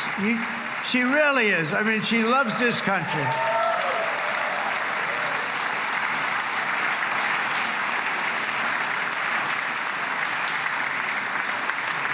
She loves this country. Her and her husband are so incredible. We miss him so dearly. But I actually asked her, I'm going to get her in trouble with this, but I actually asked her once, I said, so Miriam, I know you love Israel. What do you love more, the United States or Israel? She refused to answer. That might mean Israel, I must say. We love you. Thank you, darling, for being here. That's a great honor. Great honor. She's a wonderful woman. She is a great woman. I've always stood for the people of this community, and I always will. I'll always be with you. I'm always going to be with you. I guess maybe something could happen to change my mind. Somebody that's really stupid gets into office and wants to do really bad things, but that's about it. We don't think we're going to have that happen. I hope we're not going to have that happen. And this man is a good man right here. These two men are good men right here.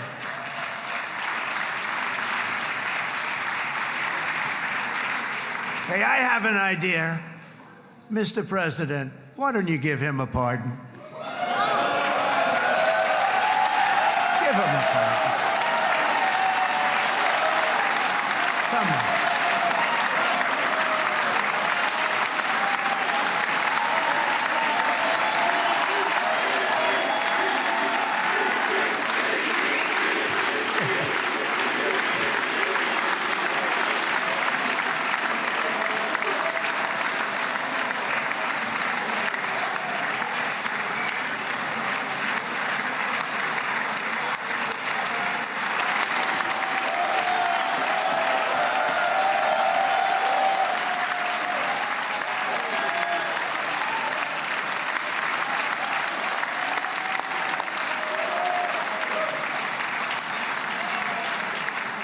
By the way, that was not in the speech, as you probably know. But I happen to like this gentleman right over here, and it just seems to make so much sense. You know, whether we like it or not, this has been one of the greatest wartime presidents. This has been one of the greatest wartime presidents. And cigars and champagne, who the hell cares about that?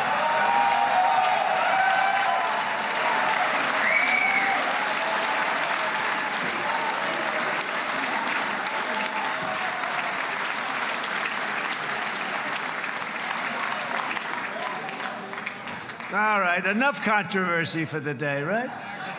Actually, I don't think it's very controversial. So, you know, I mean, I see so popular. You are a very popular man. You know why? Because you know how to win.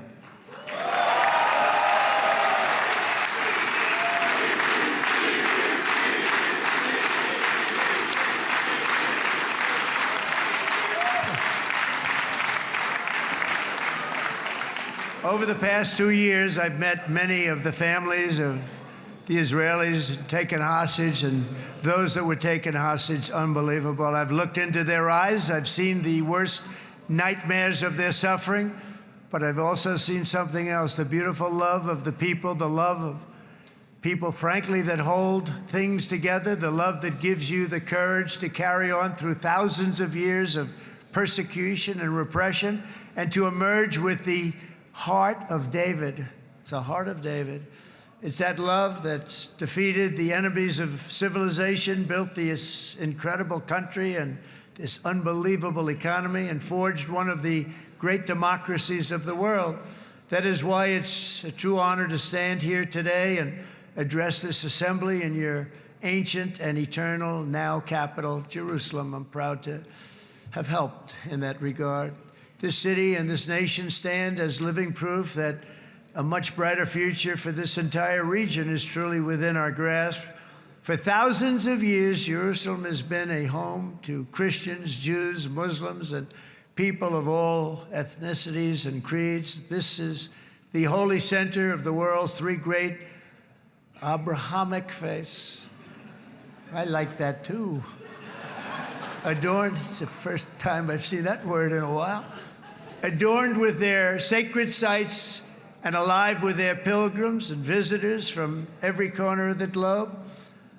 But here between the Western Wall, the Temple Mount, and the hill called Calvary, people of every faith and background live, work, pray, serve, and raise their families side by side, and they do it with love. This example is just one of the modern miracles that Israel has given to the world. And just in closing, the leaders in this chamber know better than anyone else the challenges of this harmony, and it's been easily won. No, it hasn't. It has not been. It's been so tough, but it has been, some say, a miracle. What you've done is a miracle. Look at your size. Look at your chances when it all started.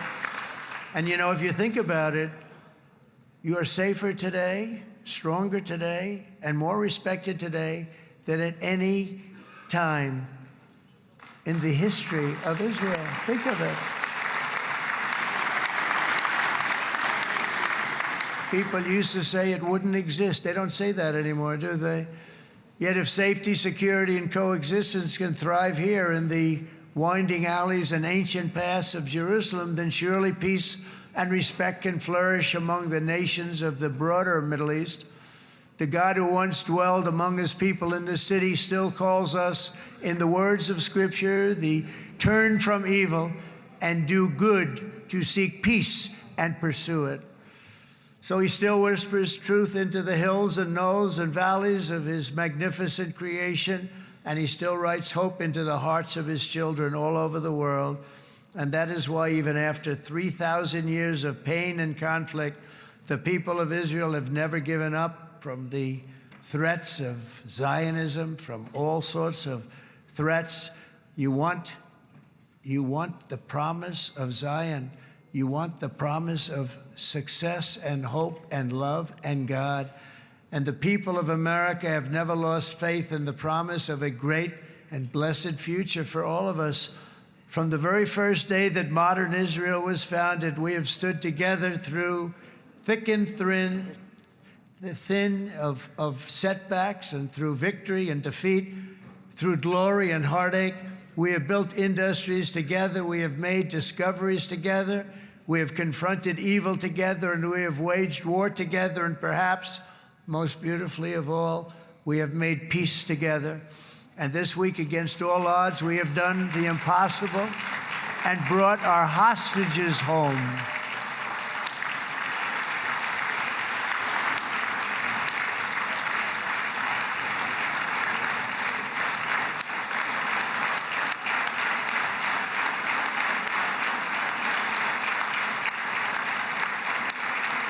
So now we're going to forge a future that is worthy of our heritage. We're going to build a legacy that all the people of this region can be proud of.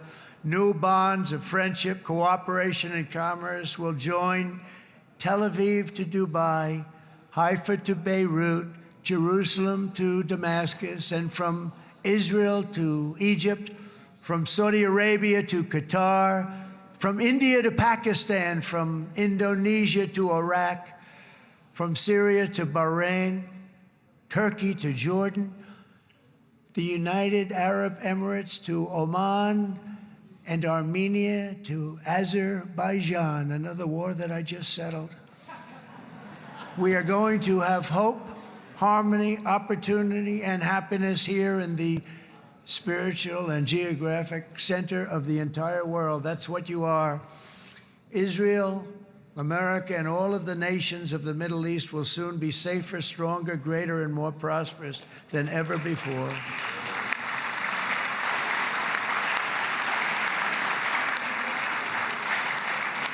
And I want to thank you all once again for this exceptional honor. This has been truly an honor. It's seldom that a president is invited to do this. And I love Israel. I'm with you all the way. You will be bigger, better, stronger, and more loving than ever before.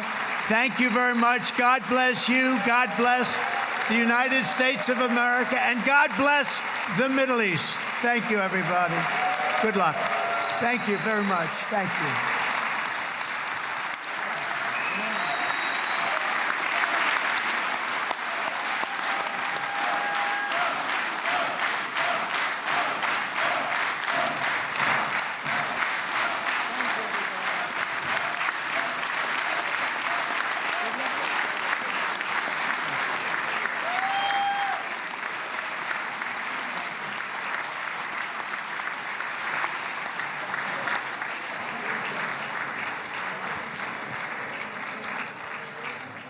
אני מודה לנשיא ארצות הברית של אמריקה על דבריו. חברות וחברי הכנסת, תם סדר היום.